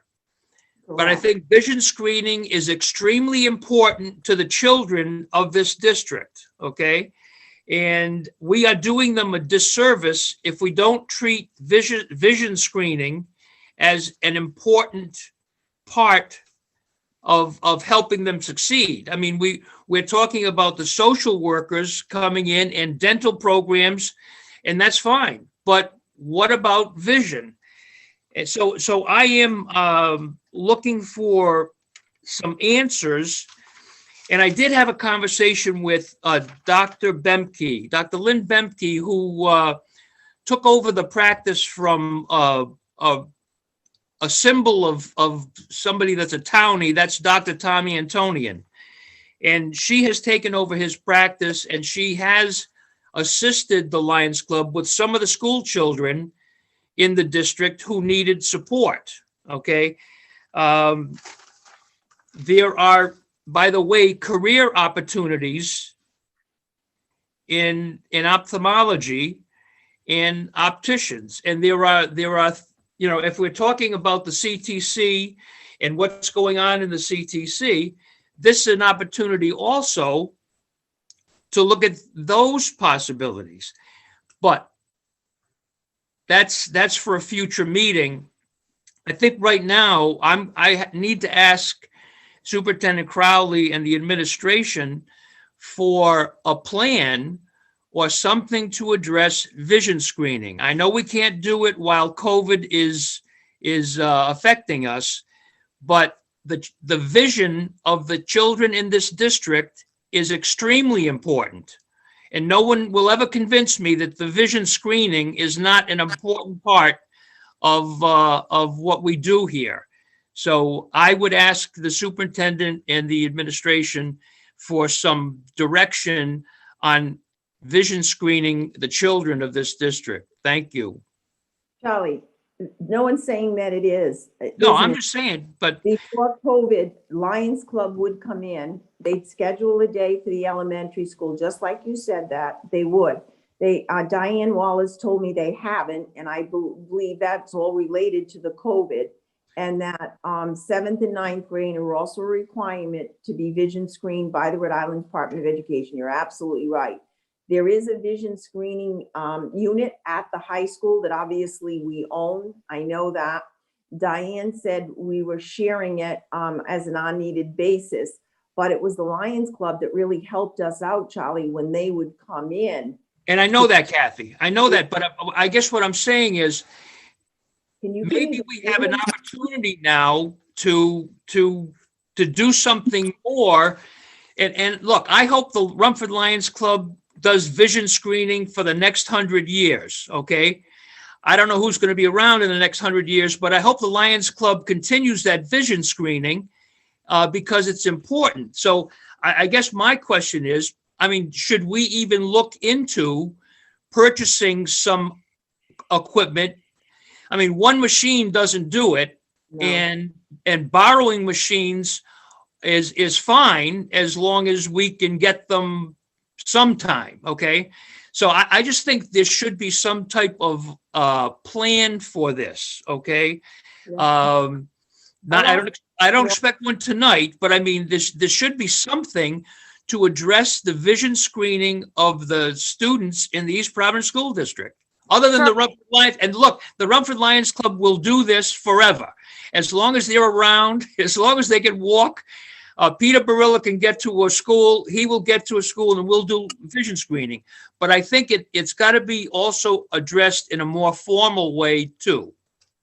Excuse me, are we vision screening all of the students in the elementary school, or the ones that aren't going for their yearly physicals to their own doctors? The dates are coordinated, Jessica, with the nurses at every school. So, and it depends on when the Lions Club has enough machines, yep. which we borrow and get together. Right. So we schedule that at every school. Now, is it successful? You know, maybe there are some kids that show up and sometimes youngsters don't want to wear glasses, when it's not cool sometimes to wear glasses. So they may not bring their eyeglasses to school. But yes, the kids know when they will be vision screened, and it should be set up through every nurse in each school. But it's an optional thing, like the dentist is an optional thing. Like you go to the dentist as an optional thing if you don't have a dentist currently. Is that correct? Right, you can't force any child if the parent doesn't want them to take the test. Exactly, yes. Okay. But So even this service is showing that there are a lot of children failing in the vision screening. Charlie, I'm agreeing with you, and that's what I'm trying to say is I think we need to make it more, and once again, COVID is COVID, more known next year when it is, how it's going to happen, because it's something that it's like the same thing with scoliosis, when that's happening, our scoliosis screening that happens within our schools. And even the dental, I think it's something that, we just need to take it and make it more known and make it that it's happening. And I'm aware that the Rumford Lions Club does it just because I know you and I know those people. So, but I do believe that that's something that we need to just make sure it becomes, and I think maybe towards over the summer, we look into it more before the fall happens. Well, like I said, I think we have to have some type of plan, Jessica, as a school district, because, it's great that the Lions Club does it, but I think we need some type of a formal plan, because vision, and all due respect to having your teeth cleaned every 6 months, okay, that's great. But I don't know if our children have their eyes checked every 6 months or once a year. So I think that's a very important part of health and public safety for our schools. Is this something that would, a service that would be part of the EBCAP proposal? I didn't see it. I didn't see it in the EPCAP. I will check on that, Joel, but I will have Diane Wallace organize the nurses to develop some type of plan, organized plan. Definitely could be something they could work for the dental to district-wide, okay? I'll have the nurses get together with Diane to do that, and we'll check on that EBCAP. Okay. It may not be, but I'll check. Mhm. Thank you. So we can talk about this again. Thank you. Yes. Well, you gotta give me a little time. I'll give you a little time. Yeah. What time is it now? 10 o'clock. All right. Okay. Dinner time. Okay, and the next one, I think, is Charlie again. Charlie? Is it? Okay. Yes. Well, this next one is, I think, pretty simple, Kathy. It's where do we stand? For example, I mean, as far as personnel goes, do we have all the math teachers we need at the high school? I mean, what's our personnel status going forward? What does it look like? And maybe this is something for the next meeting, but are we running into any shortages at all in staffing? That's the question, basically, okay? Yeah, right now due to retirements, I believe we have, I think I looked on my board today, there may be 4 solid retirements that are in, and then we will be posting positions that were appointed after the job placement last year. Math and science are difficult positions to get, but we've been lucky. Library media specialist is a very difficult position to get. Luckily, we have a girl who is teaching pre-K and getting her master's in library media science. And we do need someone at Martin Middle School that is certified. So she'll be a good get. But we're doing okay. We should be having our job placement sometime mid-May. But right now, we don't have any shortages within our schools, Charlie, at all. Okay, the staff will remain fairly stable for next year at this point in time, teaching staff, fairly stable. And probably, Kathy, we're ahead of the game compared to many other districts, too. Some of them are really hurting in those areas. We knock on wood. I don't know. Every year will bring shortages. They'll bring teacher shortages as time goes on. Kids are not going into teaching as they once did, especially secondary teaching, the areas of math, science. Literacy, MLL teachers, difficult to get. Pre-K teacher, pre-K special ed teachers, difficult to get. Yep, but I think, well. So you'll keep us posted as we go. I will if there's any shortages, yeah. Yeah, I would like to make sure that that stays on for next time too, because especially with any new programs at the high school that we may be adding that we may have a hard time with. Yeah, the CTE, some of the areas, but we really won't be specifically maybe hiring them this year because it's a gradual allied health program. So I'll keep you posted on that. Thank you. You're welcome. All right, and the last discussion item is mine, and just briefly, I thought that it was fitting, and it's kind of all over the place, all over the news, but I had asked superintendent just to kind of mention full in-person learning status, you know, with regards to the guidance and the push from RIDE. As you know, we're seeing in Massachusetts, so parents are asking me, you know, what's the plan for East Providence? To which I respond, we're going to, you know, we're going to follow the guidance coming from RIDE and the directives from RIDE. So have we received anything, any change of expectations, or what do we anticipate based on what's being talked about, if you can share? Yes, in the first part where I handed out some, and Sandy, you can chime in anytime you want. They're thinking of they've decreased the distance between students to 3 feet. However, they haven't changed the transportation guidelines at all. So it's hard, you know, to do that and not be able to increase the bus situation. Right now, technically, we are open. We are, Sandy put out a survey to all parents at the beginning of the second semester, asking if their children were interested in coming back. Sandy, what was the number maybe that came back? More so on the elementary, a level 4 something, I think. We had over 500. I actually have those numbers. I'll pull them up, but okay. We have had a lot of students, I know recently at the middle school come back, both middle schools, even as recently as testing. Once they got into the building, they really wanted to stay, which has been great. So we have brought a lot of students back.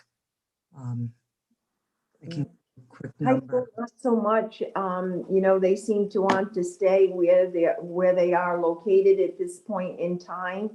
And but certainly they're open to taking if someone decides they want to come in from virtual or distance learning.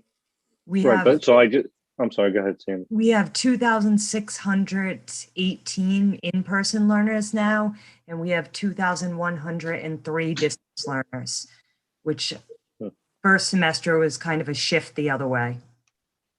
So, and you know, Kathy, I think it's worth noting though, right, that, you know, like at the high school level, we have some that are coming back, you know, more than 2 days a week, but it's up to principal decision, right? Or like it's kind of a case by case. It's not like we've communicated, hey, you know, we're back to 5 days a week if you want to come. It's not a Rhode Island has not told it, like Massachusetts is directing districts to open.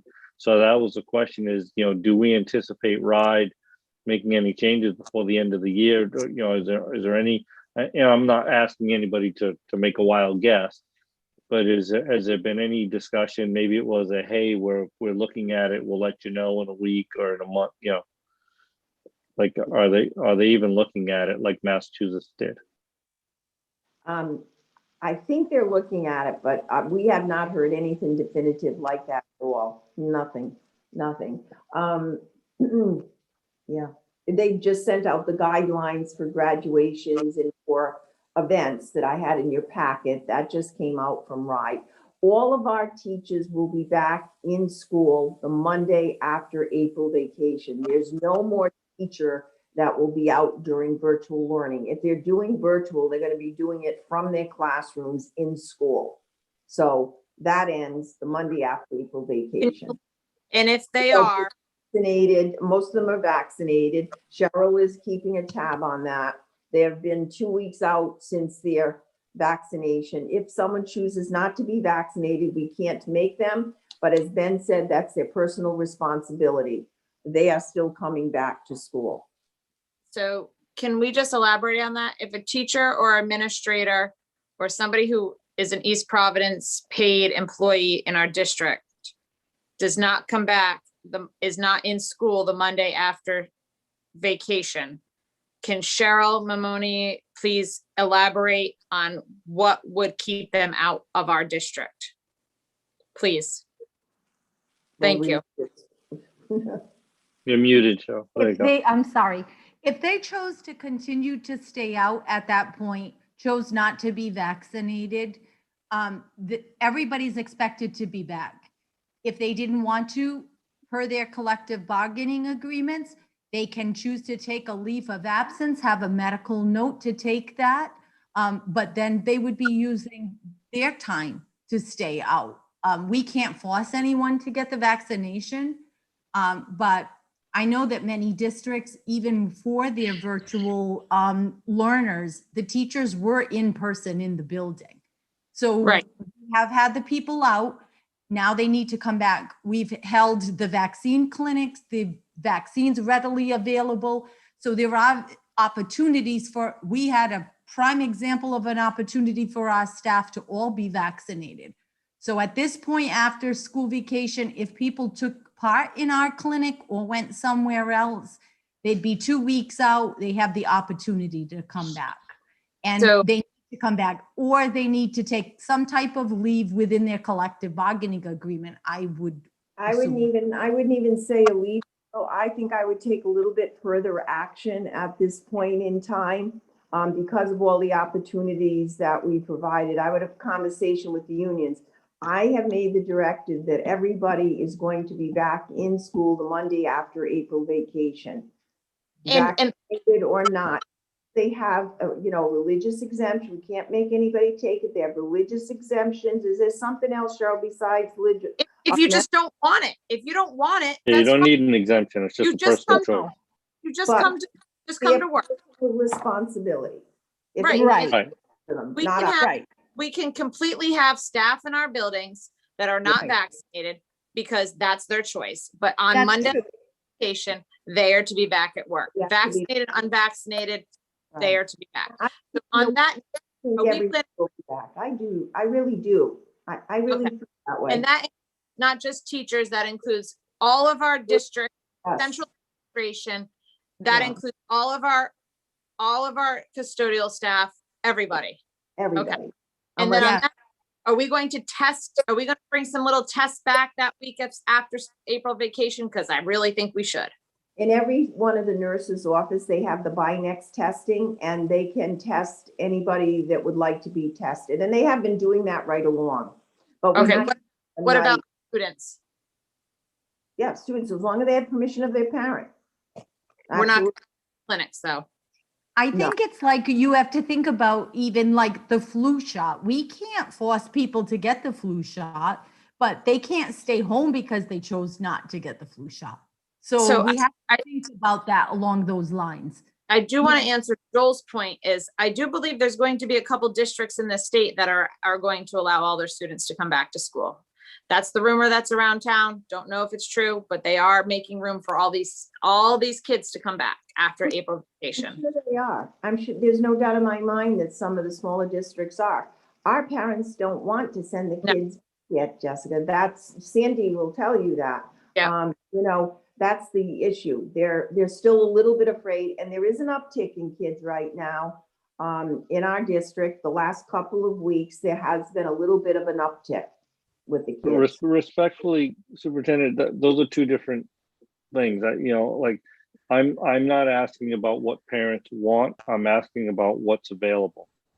Those are two different things. Whether or not the parents want to send their kid into the building, well, I understand there's a choice, but my question was, is there's a difference between saying, hey, I'll do talk to me on a case-by-case basis to go from 2 to 5 days at the high school. That's a lot different than saying school's open, If you want to show up, show up. Kind of like, okay, our elementary level, right? Some parents don't want to send their kids to school, and that's fine, right? Yeah. But those that do are in 5 days a week, without exception, Right. unless the parent has chosen. Right now at the secondary level, if you want to be in school, you're going 2 days a week in the building and 3 at home, unless you personally requested for more days and then it was approved. So the district has not set up a hybrid plan that basically says if you're in person pre-K to 12, you're in 5 days a week. No. And that's the question and that's so that's the whole point Has where not sent us any information that we have to do that. No. And We're I still can speak, hybrid. Go ahead, Sam. I can speak to the middle school level. We have had this discussion because we anticipated that this might be coming a couple of months ago. We would very much struggle to bring students back, all of them safely, 5 days a week. Both middle schools are sharing classrooms between the 7th and 8th grade, the rotation between the two. So even our best thinking would be that, we would definitely struggle to maintain, we would not be able to maintain the 6 feet, and we would struggle to maintain the 3 feet in the classrooms. right, the DOH would have to change the parameters. Yes. Yeah, we could. Yeah. I mean, elementary, we have accommodated just about everyone that has asked to come back those 5 days a week. I believe we have at this point accommodated everyone. We had a couple of issues where we struggled with classrooms that were full. But I believe at this point, everyone that has wanted to come back 5 days a week in elementary is. Right. But again, that's the point that I want to make clear is that, until the Department of Health, I mean, going down to 3 feet is only one factor, Right. it's the other pieces of, of keeping children apart and apart, that until they change that. Moving in the hallways, all of the procedures that we set up from the beginning of the year would need to be adjusted for the last month and a half of school. Right. Quarantining, we've been very lucky, as a district. I think that we've managed to keep the children that are in school very safe with the cleaning process. We haven't stopped any of that. The schedule of the cleaning, the distancing, we have let them go out to recess, but none of that has stopped. And we've been, very, very, I think, lucky in many instances. Yeah. Okay. No, like I said, I just wanted to put it, I'm getting the question, so I appreciate it. And, just to be clear that until the Department of Health and RIDE, changes the parameters, then, we can only physically do what we can do within those parameters. So, right. Okay. Thank you. Thank you. Next item, please. Next item, action items.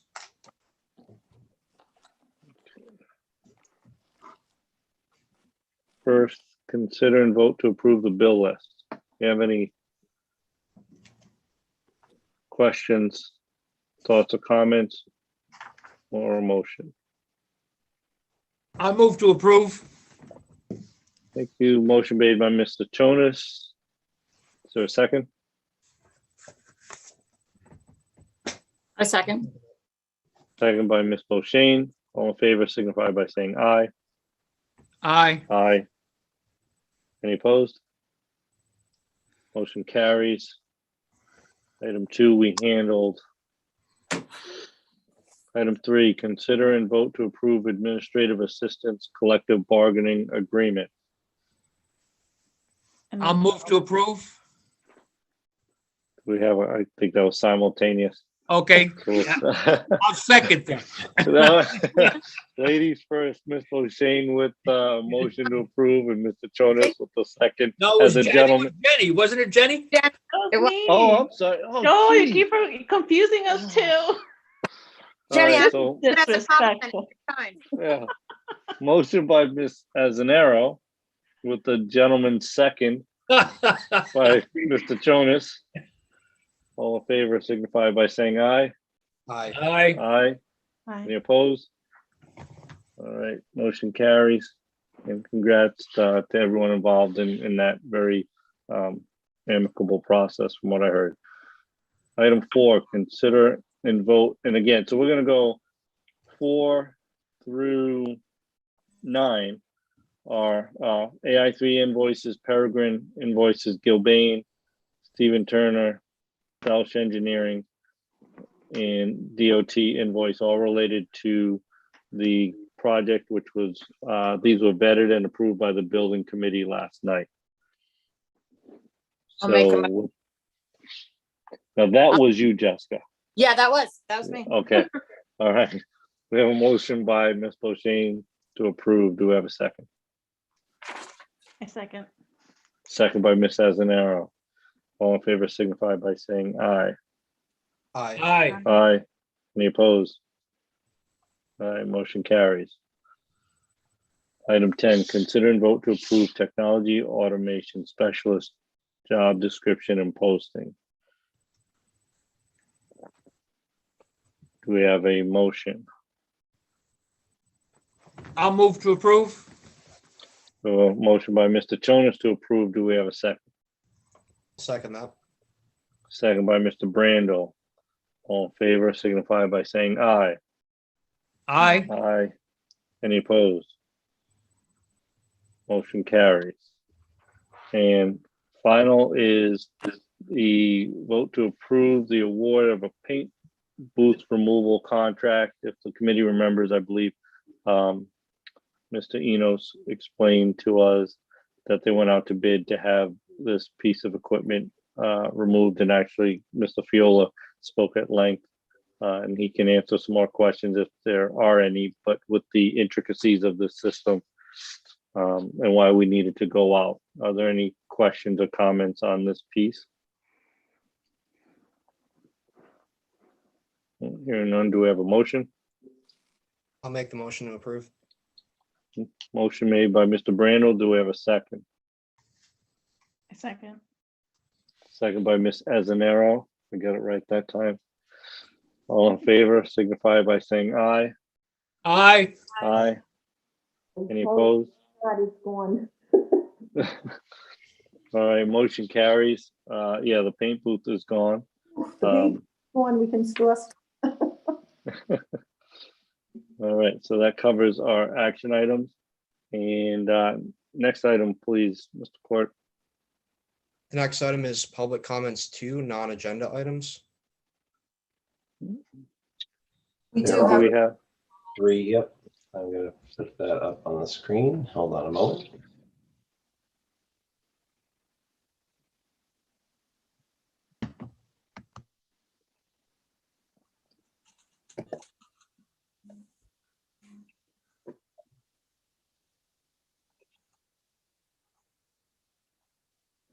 this one's from Amy Dosen. Students who attend 2 to 3 years at East Providence High School should be allowed to walk the stage at graduation.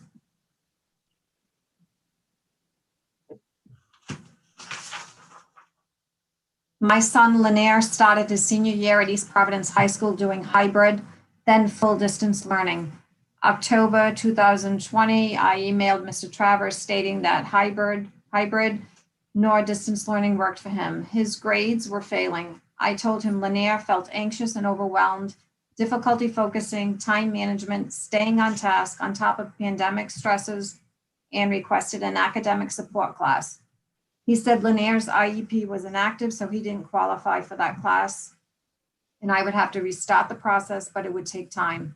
After a difficult freshman year at East Providence High School, I homeschooled him for 10th grade with the intent to get him caught up and return his junior year back on track.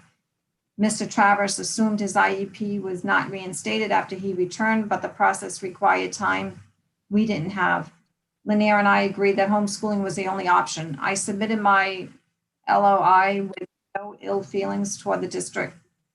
I emphasized with all involved under pandemic circumstances. His academics have improved significantly.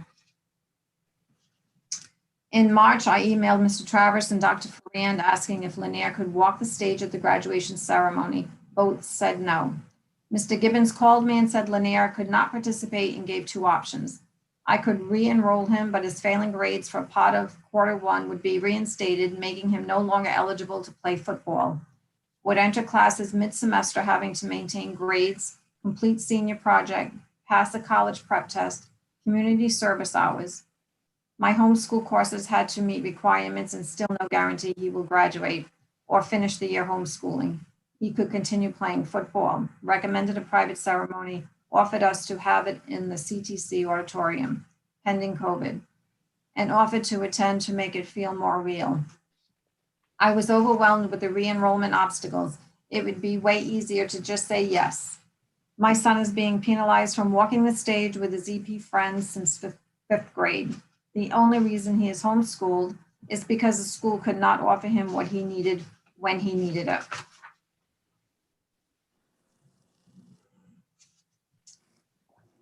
This comment is from Lanier Nocella.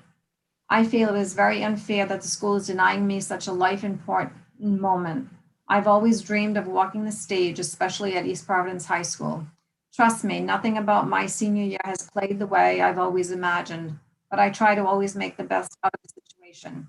I've already lost out on so much, especially a traditional senior football season that took potential future opportunities from me, and now walking the stage at East Providence High School is possibly going to be added to that list of losses.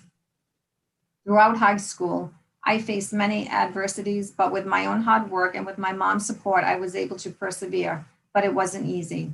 Just getting to the point of graduation meant pushing harder to reach my goal, and I did. It is the ceremony that is personal to me. It symbolizes the end of this chapter of my life and the beginning of a new one.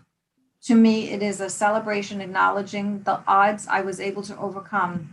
I don't understand why Mount Hope in Central Falls allows it, but East Providence doesn't. I feel very disappointed by the school that represents my community.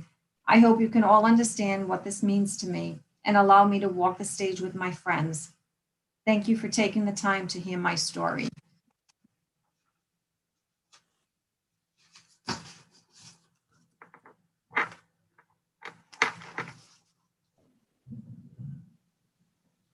Was there a third, Sharon, or was it? I think you said there was third. I'm sorry. That's all I have. Okay. Next item. The next item is announcements. Sharon, I'd like to allow you to make an announcement, if you don't mind.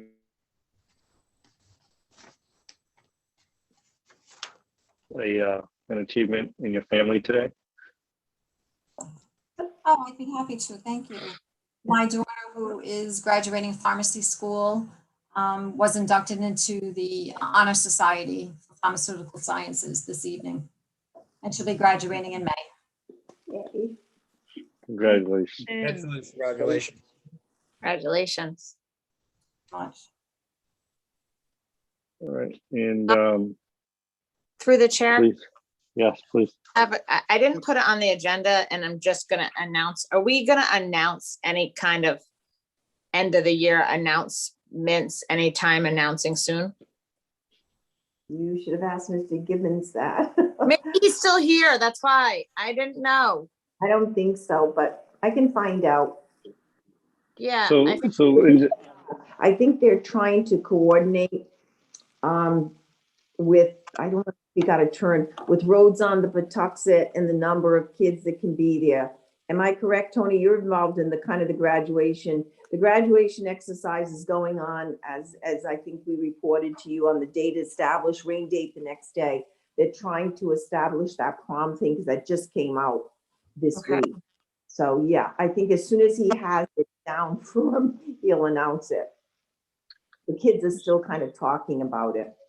And whether, see, our class is so big, it's 350 and the limit's 250 in roads, you know, so they have anything, they can't bring anybody, it can only be the class. So that's another thing that's happening. That's 250 depending on the date though, I believe, right? And then it goes up a little bit.